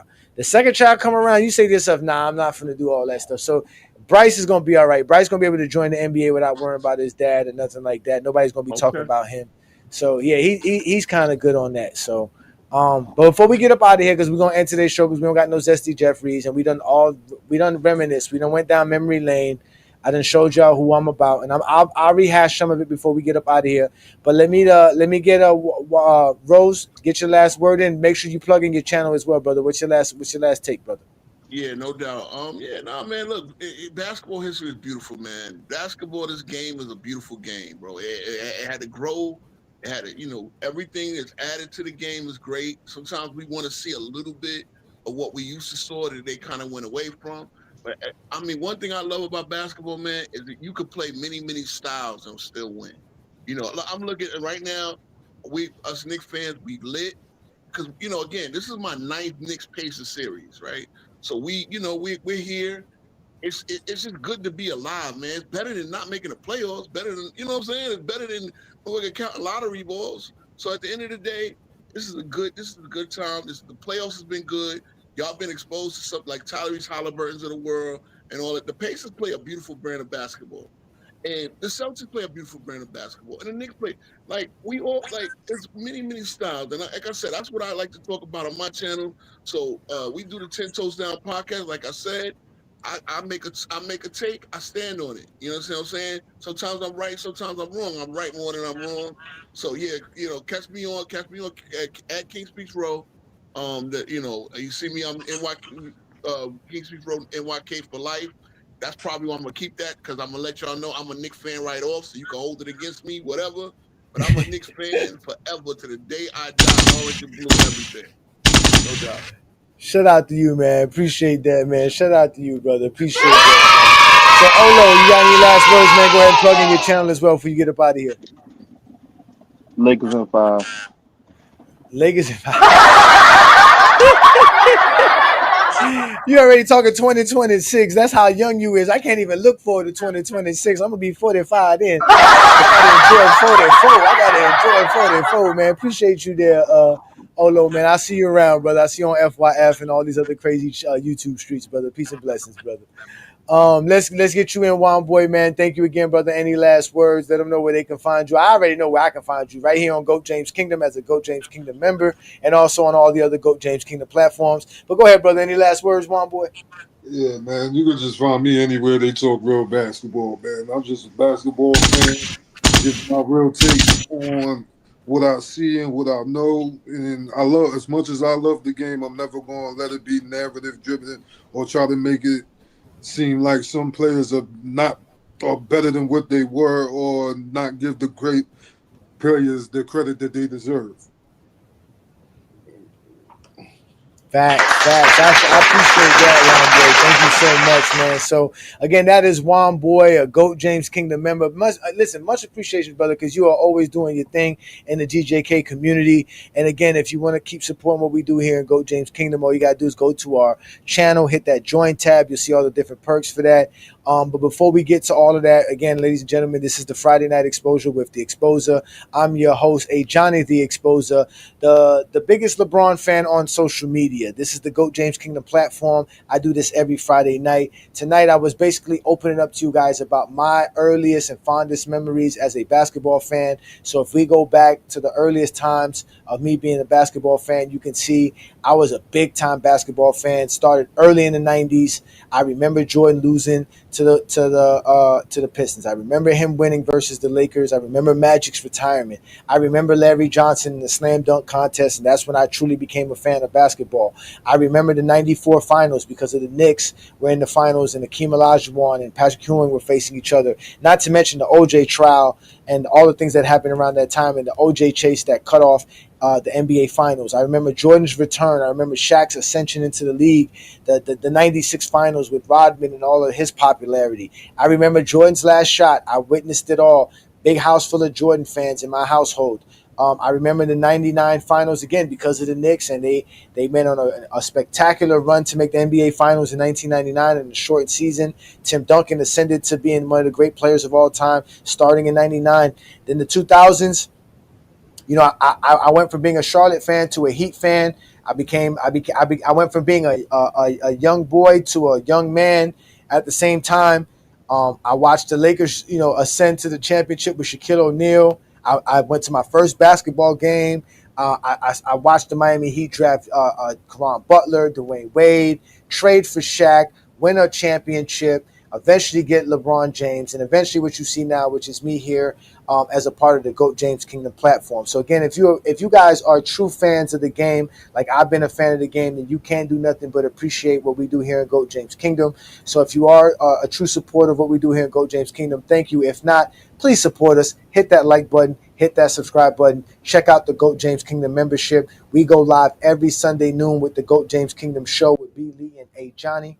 right? And that's where you can get us talk about the GOAT debate. We talk about basketball. This week's show will be another great show. We'll have another great, another great topic for all you guys who want to join us on a Sunday afternoon. So again, on Sunday afternoon, the Clutch Sports Hitman, Brandon and I show up with the GOAT James Kingdom show, noon Eastern time.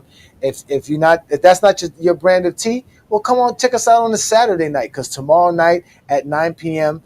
Eastern, we'll get the Radar show, okay, which is basically Brandon, Travis, and John. They'll bring up another great topic. You guys will debate that. They'll have another trivia question for you guys. Again, we're continually growing our content here in GOAT James Kingdom. As you can see, we even have shows on Wednesdays now with the Alan Powell Show right here on the GOAT James Kingdom channel. Again, you can subscribe to the Alan Powell Show. You can subscribe to the Radar Podcast Show. All of that is available for you on YouTube, but also right here on a Friday night, you get me versus 20 Zesty Jeffries in the comments, because they'll never be man enough to hit the link.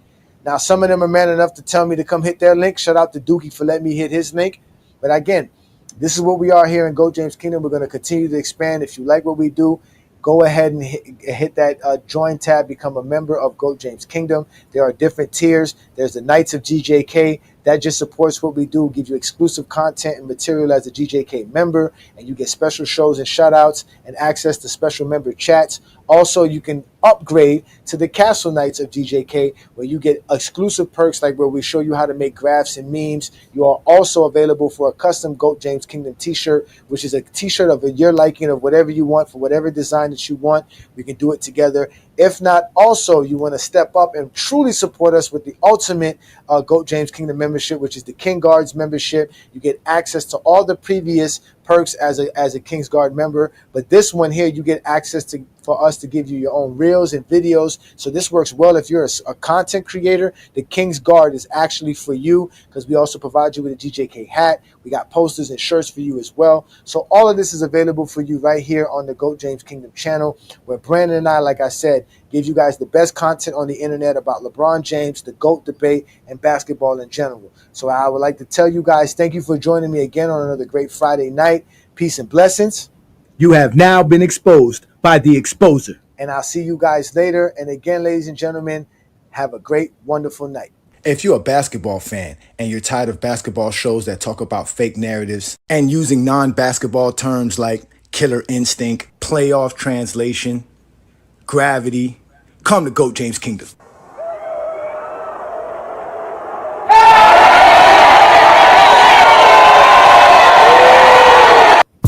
Welcome to GOAT James Kingdom, where basketball lives forever. You get to enjoy BB and A Johnny talk basketball every Sunday noon Eastern time right here on the GOAT James Kingdom channel. Support by subscribing, and also check out the membership at GOAT James Kingdom.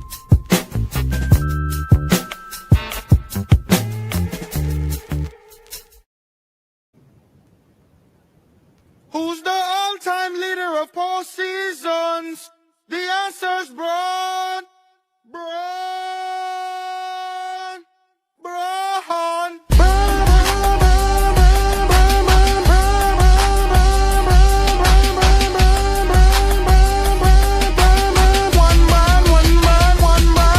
I'm a witness, advocate. The Bible ain't tell us King James was from Akron. All-time leader in points ain't nothing average. Mavs drop Luka cause they terrible management. Or was it gambling? Yogo was 40 out here playing like a scrub. Brian 40 still dropping triple dubs. And I ain't the one to talk about nobody's son, unless it's Gloria, but they call him the chosen one. Stephen A. trolling. We seen that boxing video, that uppercut bogus. Akron hammer over everything. You better zoom, soldier. You want... That's why LeBron's trash. Trash. LeBron Ramon James Sr., born December 30th, 1984 at approximately 4:04 p.m. Eastern Standard Time, the greatest human being blessed among us mere mortals? 4 rings, 4 MVPs, the league scoring record, and he got more records than MJ and Kobe combined. Loving husband and devoted father of 3. Don't you ever disrespect my basketball daddy, you understand me? You know what? Log off, uninstall the game, and tell your mama to ground you, cause your mouth is reckless. Go disrespect LeBron James. Oh, I cannot believe you. I hope you break your ankles next pickup game, little nigga. Lakers in 5, Baby! He disrespected Brown again.